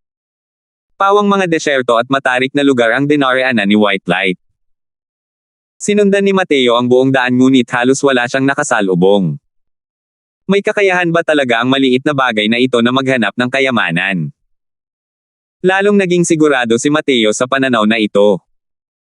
Kung ganoon nga talaga, dapat sana ay pinangunahan ng White Light ang puting tigre noon upang hanapin ang Blood Body, ngunit hindi niya inaasahan na makakasalubong niya ang 7-colored flowing cloud python na nakatira sa lugar na iyon. Matapos ang isang matinding labanan ng dalawang panig, natalo ang puting tigre. Sa ganitong paraan, maaaring maipaliwanag ang lahat. May ganito bang kakayahan ang flowing light white tigers? Talagang napakagaling ng batang ito. Bamantong hininga si Mateo sa paghanga. Masusing sinaliksik ni Mateo ang mga demonic beast at hindi pa niya naririnig na ang flowing light white tigers ay may ganitong kasanayan sa paghahanap ng kayamanan. Mukhang katangian ito mismo ng batang ito. Talagang nakapulot siya ng kayamanan. Sa pag-iisip noon nang matagpuan niyang hadlang ang white light, hindi napigilan ni Mateo ang pagpawis ng husto. Habang papasok sila sa bangin, lalong umiinit ang pakiramdam ni Mateo. Parang 9 sa 10, isa itong essence fire. Hindi lang niya alam kung anong rango iyon. Kasunod ng white light, lalong tumaas ang lupain ni Mateo, ngunit ang kayamanang iyon ay malinaw na nasa ilalim ng bangin. Hindi naman basta-basta nangunguna ang batang ito, di ba? O naghahanap lang siya ng makakain.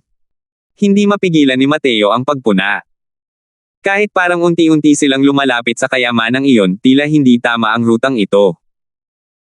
Sa sandaling iyon, biglang nakarinig si Mateo ng matinding tunog ng labanan mula sa ilalim ng bangin. Masamang halimaw. Gusto mo bang makipaglaban sa akin hanggang sa dulo? Ang sagot niya ay ilang huni ng ibon na may napakalakas na puwersang tumatagos. Sila nga ang matandang lalaking itim na uwak at ang tier 4 na gininto ang sword condor. Binawi ni Mateo ang kanyang aura at inilabas ang kanyang ulo para makita. Sa katunayan, nakakita siya ng isang tao at isang ibon sa isang matinding labanan sa ilalim ng bangin. Isang powerhouse ng Sea Transformation Realm at isang labanan ng tier 4 na demonic beast, ang aura na iyon ay hindi maaaring mabanggit ng sabay. Ang mga nakakakilabot na tunog na iyon, kahit na libu-libong metro ang layo, makakaramdam din sila ng mga alon ng palpitation. Kung malapitan lang, malamang sapat na ang mga aftershock ng labanan para magdusa siya, di ba? Tiningnan ni Mateo ang lugar kung saan nag-aaway ang dalawa, at hindi maiwasang makaramdam ng kilabot ang kanyang puso. Ang lugar kung saan nag-aaway ang matandang lalaki ng itim na uwak at ang gininto ang espada ng condor ay ang mismong pasukan ng isang kuweba. Napakalinaw, ang kuwebang iyon ang mismong daanan patungo sa kinaroroonan ng apoy ng asensya. Dahil ang dalawang pangunahing kapangyarihang ito ang nagbabantay sa pasukan ng kuweba, sino ang maaaring makapasok? At ang kanilang matinding pag-aaway ay malinaw na pag-agaw din ng inisyatiba na makapasok sa kuweba. Delikado talaga. Hindi kaya sa pagkakataong ito, kailangan na talaga niyang pumasok sa bundok ng kayamanan pero babalik na walang dala. Hindi pwede. Kung ibang kayamanan lang yan, kalimutan mo na. Pero para sa akin ngayon, napakahalaga ng Essence Fire. Kailangan kong makuha ang Essence Fire na to. Sa sandaling iyon, biglang kinagat ni White Light ang sulok ng manggas ni Mateo sa pagnanais na hilahin siya palayo. Sinasabi mo bang pasundan pa rin kita? Pero nasa kabila yan ng pasukan. Dito ka papunta, hindi ba't baligtad yun? Pinunari ni Mateo ang isa pang gulo sa kanyang puso. Ang direksyon na hinaila siya ng white light ay ang likuran ng bundok. Malayo lang ito sa kuweba na iyon. Hindi pinansin ni White Light si Mateo, iniwan ito at tumakbo pababa ng bundok. Biglang nagkaroon ng inspirasyon si Mateo. Maaari kayang may isa pang pasukan. Nang maisip ito, mabilis na ipinakita ni Mateo ang kanyang teknik sa paggalaw at sumama. Hindi nagtagal, isang maliit na kuweba na maaaring daanan ng isang tao ang lumitaw sa harap ni Mateo. Ikinakaway ni White Light ang kanyang buntot sa harap ng kuweba nang may magandang mukha na parang inaangkin niya ang kanyang pangalan. Tuwang-tuwa si Mateo nang makita niya iyon. Hinaplos niya ang ulo ng tigre ni White Light at sinabi sa mahinang boses, "Magaling, little fellow. May mga gantimpala para sa iyo pagbalik natin." Tila naintindihan ni White Light ang sinabi ni Mateo kaya tumalon siya ng 2 beses sa lugar, tila tuwang-tuwa. Dumating si Mateo sa pasukan ng kuweba.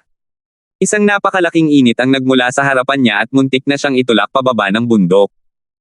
Hindi nabahala si Mateo nang makita ito, bagkus ay natuwa siya. Nangangahulugan ito na ang maliit na pasukan ng kuweba na ito ay dapat talagang konektado sa ilalim ng bangin. White light, pumasok ka rin sa loob ng special artifact. Napakataas ng temperatura rito, kaya malamang hindi mo ito matiis, sabi ni Mateo at saka direktang itinago ang white light sa loob ng special artifact. Pagkatapos, isang hiba ng mahinang enerhiya ng asensya ang bumuhos at tuluyang binalot ang katawan ni Mateo. Pumasok siya sa maliit na kuwebang ito nang walang pag-aalinlangan. Napakakipot ng kuwebang ito. Pero naramdaman ni Mateo na talagang nakakonekta ito sa direksyon ng sahig ng bangin. At habang papasok siya, lalong umiinit ang hangin sa kuweba. Walang ibang nagawa si Mateo kundi palakasin ang kanyang Essence Energy Shroud para mapaglabanan ang init na ito. Hindi niya alam kung gaano katagal ang lumipas, biglang lumiwanag ang paligid. Ngunit ang tanawin sa harap niya ay higit pa sa inaasahan ni Mateo. Sa abot ng iyong paningin, ang paligid ay pawang lava. Ang kuwebang ito ay direktang nakakonekta sa sahig ng bangin. Anong klaseng apoy nga ba talaga ang nabuo rito?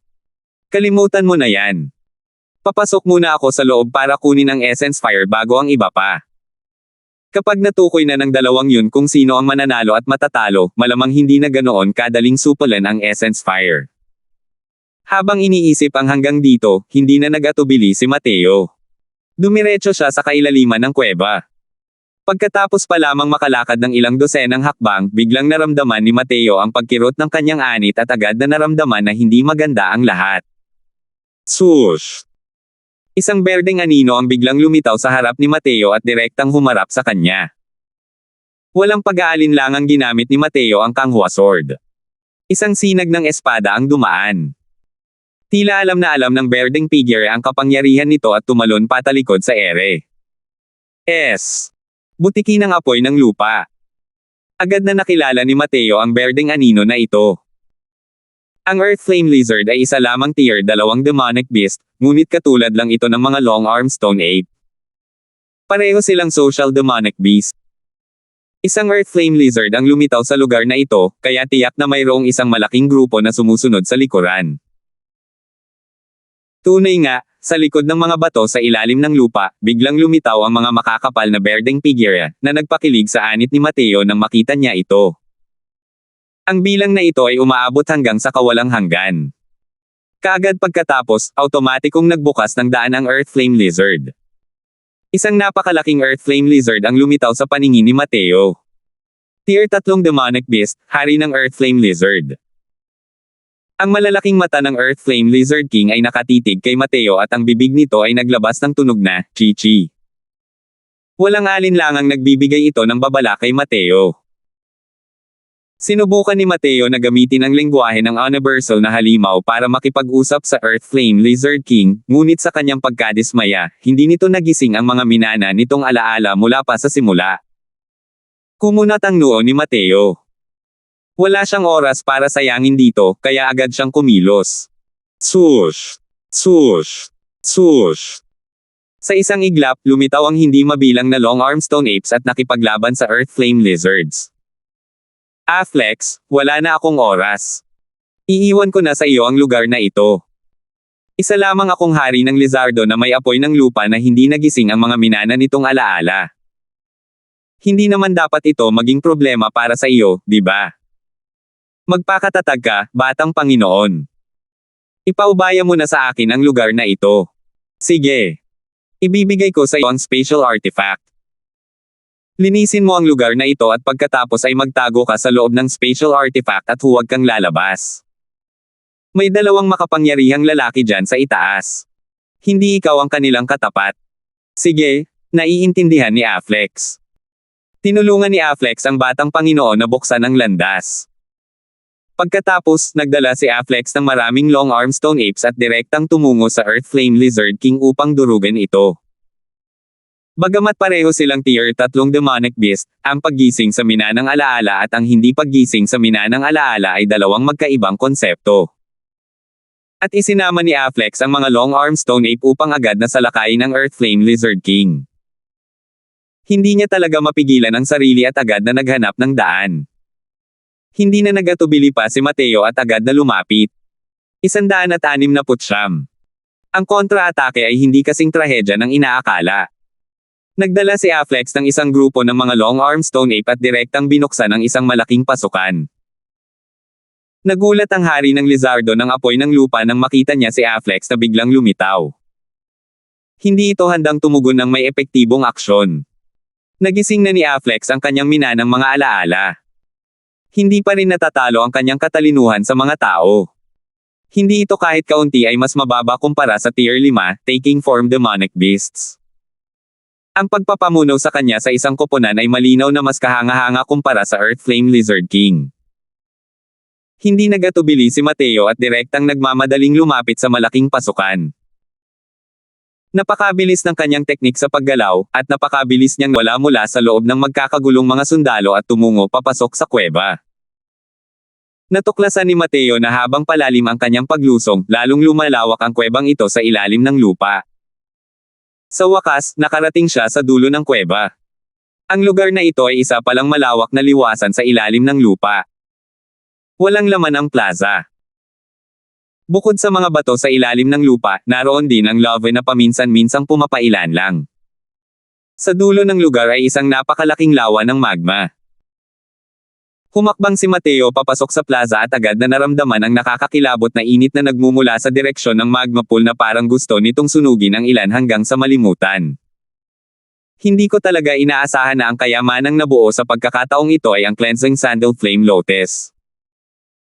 Ang magma na ito sa ilalim ng lupa ay kayang magbunga ng Cleansing Sandal Flame Lotus, talagang hindi ka panipaniwala. Kahit bagong hubog pa lang ito, taglay na nito ang Tier 4 na Cleansing Sandal Sacred Flame. Nang makita ang nakapangangilabot na init na iyon, hindi nag-alala si Mateo. Sa halip, natuwa siya na lumampas ito sa kanyang inaasahan. Sa bahaging ito ng langit at lupa, bukod sa Divine Realm, mayroong hindi mabilang na mga Lower Realm Planes. Hindi rin mabilang ang mga uri ng Essence Fire. May isang pangunahing kapangyarihan mula sa Divine Realm na pinagsama-sama ang mga datos pang-estadistika, inuuri ang lahat ng kilalang Essence Fire sa mga kategorya at pinagsama-sama ang mga ito sa isang libro. Nakalista rito ang ilang libong uri ng Essence Fire mula Tier 1 hanggang Tier 9. At ang bagong silang na Cleansing Sandal Sacred Flame ay isang pinakamataas na pag-iral sa mga Tier 4 na Essence Fire. Hindi maaaring umiral ng mag-isa ang Cleansing Sandal Sacred Flame. Sa halip, ito ang kasamang Essence Fire ng Cleansing Sandal Flame Lotus. Hanggat pinino ng isang tao ang Cleansing Sandal Flame Lotus, ang Cleansing Sandal Sacred Flame ay magiging kanila. Hindi lang iyon, ang Cleansing Sandal Sacred Flame ang pinakaangkop na Essence Fire para sa mga alchemist sa lahat ng Tier 4 na Essence Fire at maging sa mga higher Tier Fire.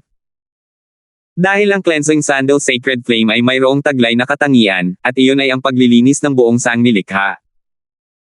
Ang Lotus ay sumisimbolo sa kabanalan, at ang Cleansing Sandal Flame Lotus na ito ay pambihira kahit sa mga Lotus. Kung magagamit ng maayos ng mga alchemist ang Cleansing Sandal Sacred Flame, malilinis nila ang mga dumi sa mga medicinal pills kapag pinipino ang mga table tasks at mapapaangat ang kalidad ng mga medicinal pills sa mas mataas na antas. Bukod dito, ang Cleansing Sandal Sacred Flame mismo ay kayang pangampinuhin ang isang avatar body, na maaaring magdulot ng mas malaking pagbuti sa kapangyarihan ni Mateo. Kaya naman, nang makita ni Mateo ang Cleansing Sandal Sacred Flame sa unang tingin pa lang, hindi niya maipaliwanag ang kanyang tuwa. Ang Cleansing Sandal Sacred Flame na ito ay sadyang ginawa para sa kanya. Kung noong nakaraang buhay pa niya ito, natural na hindi niya makikita ang isang bagong silang na Tier 4 na Essence Fire. Pero ngayon, malaking tulong na ito para sa kanya. Kahit nasa puso na parang tubig ang kaharian ni Mateo, hindi pa rin mapigilan ng kanyang puso ang pagtibok sa sobrang kaba. Humakbang si Mateo palapit sa Cleansing Sandal Sacred Flame. Ngunit sa sandaling iyon, isang likas na babala ang biglang lumitaw. Kahit hindi niya nilinggan ang kanyang ulo, naramdaman ni Mateo na mayroong napakalakas na hangin mula sa palad na umaatake mula sa likuran. Direktang ipinakita ni Mateo ang teknik ng paggalaw ng 9 sword stance ng walang pag-iisip at naging siyam na Mateo. Putok. Hindi kalayuan, isang bato ang tinamaan ng hangin ng palma at agad na naging pinong pulbos. Ang lakas ng isang palad ay napakalakas. Hindi ko inakalang ang isang maliit na first-level spirit condensation realm ay hindi lang makakakilala sa cleansing sandal sacred flame, kundi maiiwasan mo rin ang soul-chasing palm ko. Talagang kahanga-hanga. Mukhang interesante ang movement technique mo ngayon lang. Tila walang intensyon ang mananambang tugisin siya, sa halip, sinimulan niyang purihin si Mateo. Lumingon si Mateo.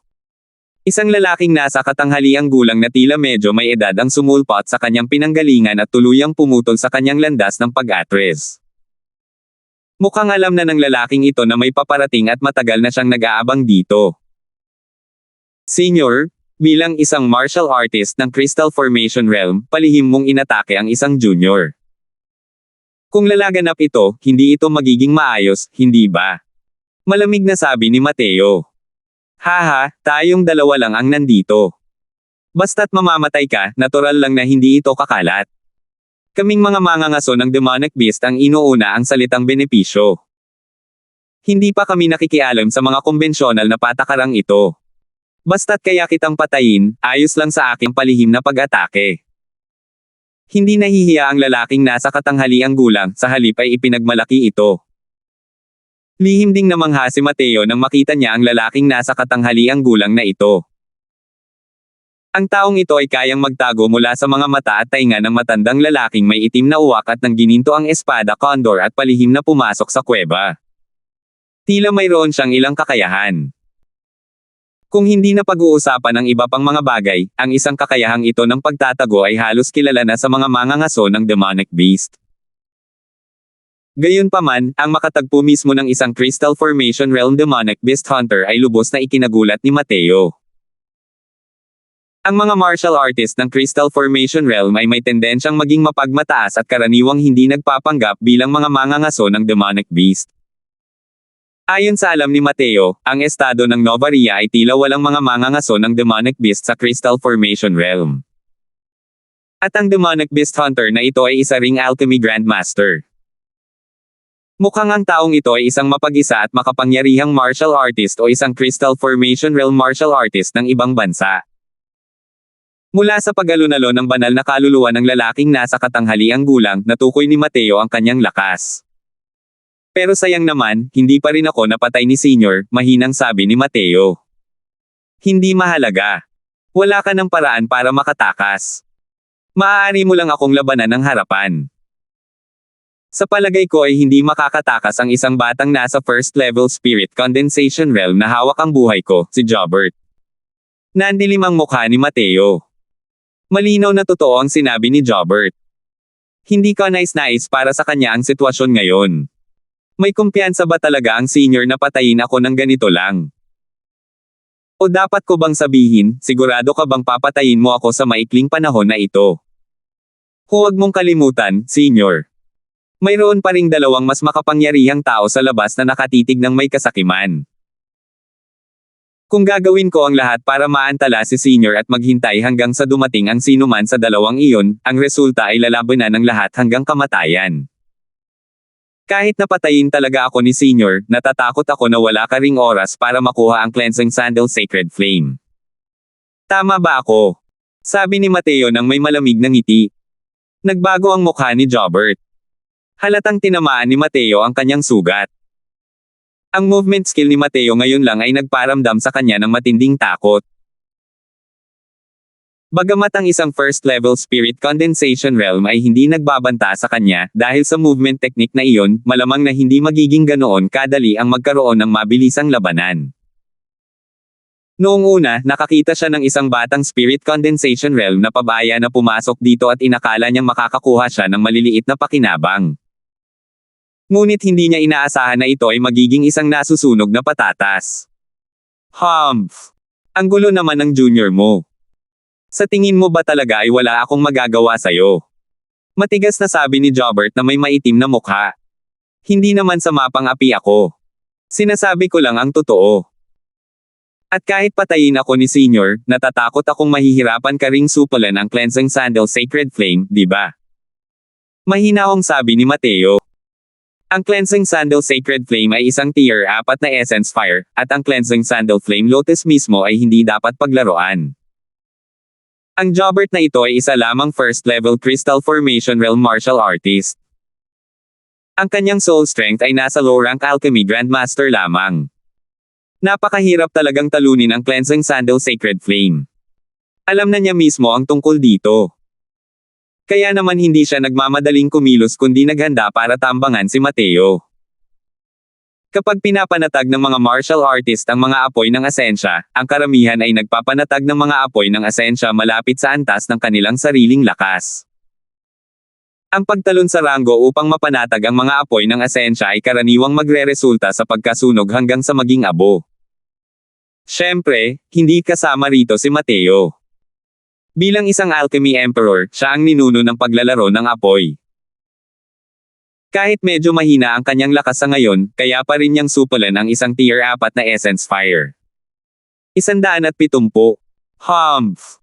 Kung makukuha ko man ang Cleansing Sandal Sacred Flame o hindi, responsibilidad ko na yan. Pero kailangan mo nang mamatay ngayon. Papatayin muna kita at saka dahan-daang mag-iisip ng plano. Nang ibunyag ni Mateo ang kanyang mahirap na sitwasyon, tila nagalit si Jobert dahil sa kahihiyan. Ang sitwasyon niya ngayon ay parang pagpasok sa isang bundok na ginto ngunit kulang sa mga kagamitan para kunin ang bundok na gintong ito.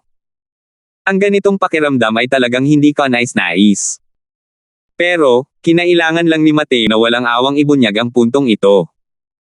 Paanong hindi ito makakainis kay Jobert? Walang humpay na pangungutya ni Mateo, dahan-dahan ka sa pag-iisip ng paraan. Hindi ka naman sapat na inosente para isipin na iiwan ka ng dalawang lalaking iyon sa labas para dahan-daang mag-isip ng paraan, di ba? Medyo maitim ang mukha ni Jobert. Ang pagpatay sa isang batang nasa first level spirit condensation realm ay hindi nakaapekto sa pangkalahatang sitwasyon. Ang dalawang nasa labas ang tunay na mapanggulo. Gumugol siya ng napakaraming pagsisikap bago niya nagawang itago ang sarili mula sa mga mata at tainga ng dalawang iyon at makapasok dito. Gayunpaman, nakikita niya ang mga bagay ngunit hindi niya nakakain ang mga ito. Paanong hindi siya magagalit dito? Ano ba talaga ang gusto mong sabihin? Napansin din ni Jobert na may ibang kahulugan ang mga sinabi ni Mateo nang magtanong siya ng may mapanglo na mukha. Kung matutulungan ko si Senior na makuha ang Cleansing Sandal Flame Lotus, iniisip ko kung papayagan ba ako ni Senior na umalis. Tanong ni Mateo. Humagalpak ng tawa si Jobert nang marinig niya ito at sinabing, ikaw. Tumigil ka na sa pagbibiro. Kahit ako, isang martial artist sa Crystal Formation Realm, ay hindi ko kayang gawin yan. Nasa first level spirit condensation realm ka lang, tapos sinasabi mong matutulungan mo akong supulan ang Cleansing Sandal Flame Lotus. Talagang pinapakamatay mo ako sa kakatawa. Huwag mo akong pagurin para pakawalan ka. Imposible yan. Ganoon ba? Hindi na rin nag-aksaya ng hininga si Mateo. Isang hakbang pasulong ang ginawa niya, narating siya sa gilid ng magma pool. Ang Cleansing Sandal Flame Lotus ay isang espiritual na bagay na ipinanganak mula sa langit at lupa. Bagamat hindi ito nakapagbukas ng kamalayan, mayroon itong likas na kamalayan. Napansin nito na may lumapit at tila nabigla. Ang lotus ay nagbuga ng isang bungkos ng mga dilang apoy na umatake kay Mateo. Malamig na humajejek si Jobert at walang planong pigilan ang mga kilos ni Mateo. Ang batang ito na naghahangad ng kamatayan ay nakapagligtas sa kanya ng ilang problema. Ang Cleansing Sandal Sacred Flame ay isang tier 4 na Essence Fire. Mamamatay ang isang baguhan sa first level Spirit Condensation Realm kapag nadikitan ito. Kahit na ito ay likas na atake lamang ng Cleansing Sandal Flame Lotus, ang lakas nito ay lubhang nakakatakot. Kahit si Jobert mismo ay hindi nang ahas na madaling hamanin ang Cleansing Sandal Sacred Flame na ito, lalo na ang isang first level Spirit Condensation Realm. Tila nakita ni Jobert ang kinahinatnan ng pagkasunog ni Mateo hanggang maging baga. Ngunit sa sumunod na sandali, nang ang bungkos ng mga dila ng apoy ay lumawak sa harap ni Mateo, nanikip ang mga mata ni Jobert na para bang nakasaksi siya ng isang bagay na hindi kapanipaniwala. Ito. Paano ito posible? Tier 4 na Essence Fire yan. Kahit hawakan pa ito ng mga martial artist ng Crystal Formation Realm, siguradong kamatayan na yan. Ang batang ito sa first level Spirit Condensation Realm ay talagang maayos naman. Kahit na may daan-daang hindi paniniwala sa kanyang puso, ang realidad na nangyari sa harap ng kanyang mga mata ay nag-iwan sa kanya ng kawalan ng pagpipilian kundi ang maniwala dito. Ang Cleansing Sandal Sacred Flame ay talagang walang magagawa kay Mateo. Ang bungkos ng Cleansing Sandal Sacred Flame ay umaagos ng may magulong momentum na parang isang mabangis na tigre. Ngunit nang dumating ang mabangis na tigre, na iyon sa harap ni Mateo, ito ay naging walang kapantay na maamo. Parang isang maamong maliit na kuting. Pagkatapos nito, ikinumpas ni Mateo ang isang kamay, at ang bungkos ng Cleansing Sandal Sacred Flame ay naglaho at nawala. Ito ay masyadong hindi maintindihan. Tama, tila bumuo ng isang hanay ng mga selyo ang batang iyon. Ngunit dahil sa kaharian at abot tanaw ni Jobert, hindi niya talaga maintindihan. Kakaiba ang batang ito. Ipinakita ni Mateo ang galaw na ito at sa kalumutang pabalik, nakangiting sinabi kay Jobert, hindi ako sigurado kung may puhunan na ako para makipagnegosasyon kay senior ngayon. Ngayon lang nakabawi si Jobert at sinabing, syempre. Hindi ko akalain na mayroon ka palang napakatalinong fire control seal. Dahil ganoon nga, syempre mayroon kang mga chips na kailangang pag-usapan. Gayunpaman, gusto kong magdagdag ng isang kondisyon, at iyon ay kailangan mong ituro sa akin ang fire control seal na ito. Isang sakam na tingin ang sumilay sa mga mata ni Jobert. Isang masalimuot na ekspresyon ang lumitaw sa mukha ni Mateo. Ito ay ipinamana ko mula sa aking mga ninuno. Paparusahan ako ng mga nakatatanda sa aking pamilya kung padalos-dalos ko itong ibinahagi sa nakatatanda. Haha, tayong dalawa lang ang nandito. Huwag mong sabihin, hindi ako nagsasalita, sino ang makakaalam? Sa pinakamatagal na panahon, manununumpa ako na hinding-hindi ko ipapakita ang selyong ito sa harap ng iba sa hinaharap. Pero kung hindi mo ituturo sa akin ang selyo, mas gugustuhin ko pang patayin ka. Kung wala ka man lang buhay, ano pa ang usapan tungkol sa parusa? Ang kasalukuyang si Jobert ay parang isang malaking kulay abong lobo habang nagsisimula siyang manakot gamit ang mga banta at manlilinlang gamit ang mga benepisyo. Natahimik sandali si Mateo at tila may matinding pakikibaka sa loob. Hindi rin siya minadali ni Jobert. Hawak na niya ngayon ang buhay at kamatayan ni Mateo. Hindi niya kailangang magmadali. Sige, pero dapat manampas si senior na hinding-hindi niya ipapakita ang selyong ito sa harap ng ibang tao. Kung hindi, maaalis ang pangalan ni Junior sa angkan ng pamilya. Medyo nag-aalalang sabi ni Mateo. Pero syempre, agad na sumang-ayon si Jobert. Hey, mukhang galing ang batang ito sa isang angkan ng ermitanyo para sa isang pagsubok pero isa siyang baguhan na hindi pa nakakaranas ng mga makamundong gawain.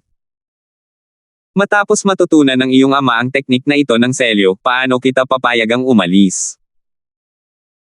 Kung babalik ka at tatawag ng mga reinforcement o kung ano paman, hindi ba ako, si Jobert, ay walang daan patungo sa langit at walang pinto patungo sa lupa?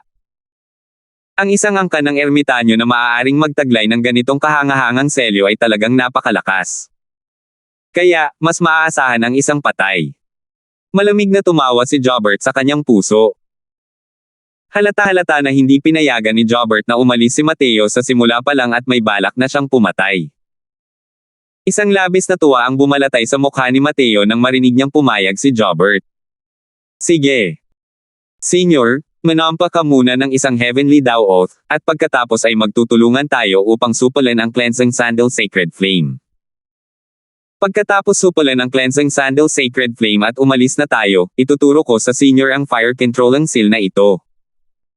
Kung hindi, mahihirapan tayong mapanatili ang ating maliliit na buhay kung hihintayin natin ang pagdating ng dalawang iyon. Naramdaman din ni Jobert na angkop ang mga plano ni Mateo nang marinig niya ito. Kaya tumanggo siya at sumagot, sige, gawin mo ang sinabi mo. Hindi pa rin sapat ang lakas ko at kaya ko lang talagang matamaan ng malakas ang Cleansing Sandal Sacred Flame. Ang usapin tungkol sa pagsupil sa Cleansing Sandal Flame Lotus ay kailangang nasa senior mo mismo, sabi ni Mateo. Haha, natural lang yan. Basta't maakit mo ang cleansing sandal sacred flame palayo, hayaan mo na akong gumawa ng iba pa. Tinapik ni Jobert ang kanyang dibdib at sinabing. Ang kinatatakutan niya ay ang cleansing sandal sacred flame. Hanggat kaya ni Mateo na alisin ang cleansing sandal sacred flame, hindi ba't magiging madali para sa kanya ang pagpino ng cleansing sandal flame lotus? Sige, wala nang dapat sayangin na oras. Kikilos na tayo ngayon. Hindi na tayo maaaring magpatumpik-tumpik pa. Natapos magsalita si Mateo at tumalikod agad at tumungo sa magma pool. Sa sandaling ito, hindi siya nag-aalala na biglang gagawa si Jobert ng preemptive strike mula sa likuran dahil napakalaki ng mga benepisyong naidulot sa kanya ni Mateo. Ang cleansing sandal flame lotus kasama ang dagat na kumokontrol sa apoy ay sapat na upang tumaas ng ilang antas ang lakas ni Jobert. Paano niya ito hahayaang lumipas? Tungkol naman sa mga plano ni Jobert, paanong hindi malalaman ni Mateo? Nakikisabay lang siya sa pag-arte ng kabilang panig. Nakarating si Mateo sa gilid ng magma pool. Nagulat muli ang cleansing sandal flame lotus at nagkusa na salakayin si Mateo. Inulit ni Mateo ang parehong trick at muling naglaho ang cleansing sandal sacred flame. Tila nakaranas ng pagpukaw ang cleansing sandal flame lotus at muling nagbuga ng hibla ng cleansing sandal sacred flame. Ang apoy sa pagkakataong ito ay mas malakas kaysa dati. Kahit si Jobert ay ramdam ang nakapapasong init na iyon. Muling nabuo ni Mateo ang mga selyo. Ngunit sa pagkakataong ito, pinigilan lamang nito ang cleansing sandal sacred flame at hindi ito napigil ang maglaho. Ang mga apoy na ibinubuga ng cleansing sandal flame lotus ay lalong lumakas, ngunit sa huli ay wala itong nagawa kay Mateo. Hanggang sa huli, isang maliit at mapusyaw na dilaw na ball ang apoy ang lumipad mula sa bulaklak ng lotus. Ang temperatura sa buong kuweba sa ilalim ng lupa ay tumaas na parang gusto nitong tunawin ang lahat. Ang mahina at maliit na ball ang apoy na ito ay ang esensya ng apoy na pinagmula ng cleansing sandal sacred flame.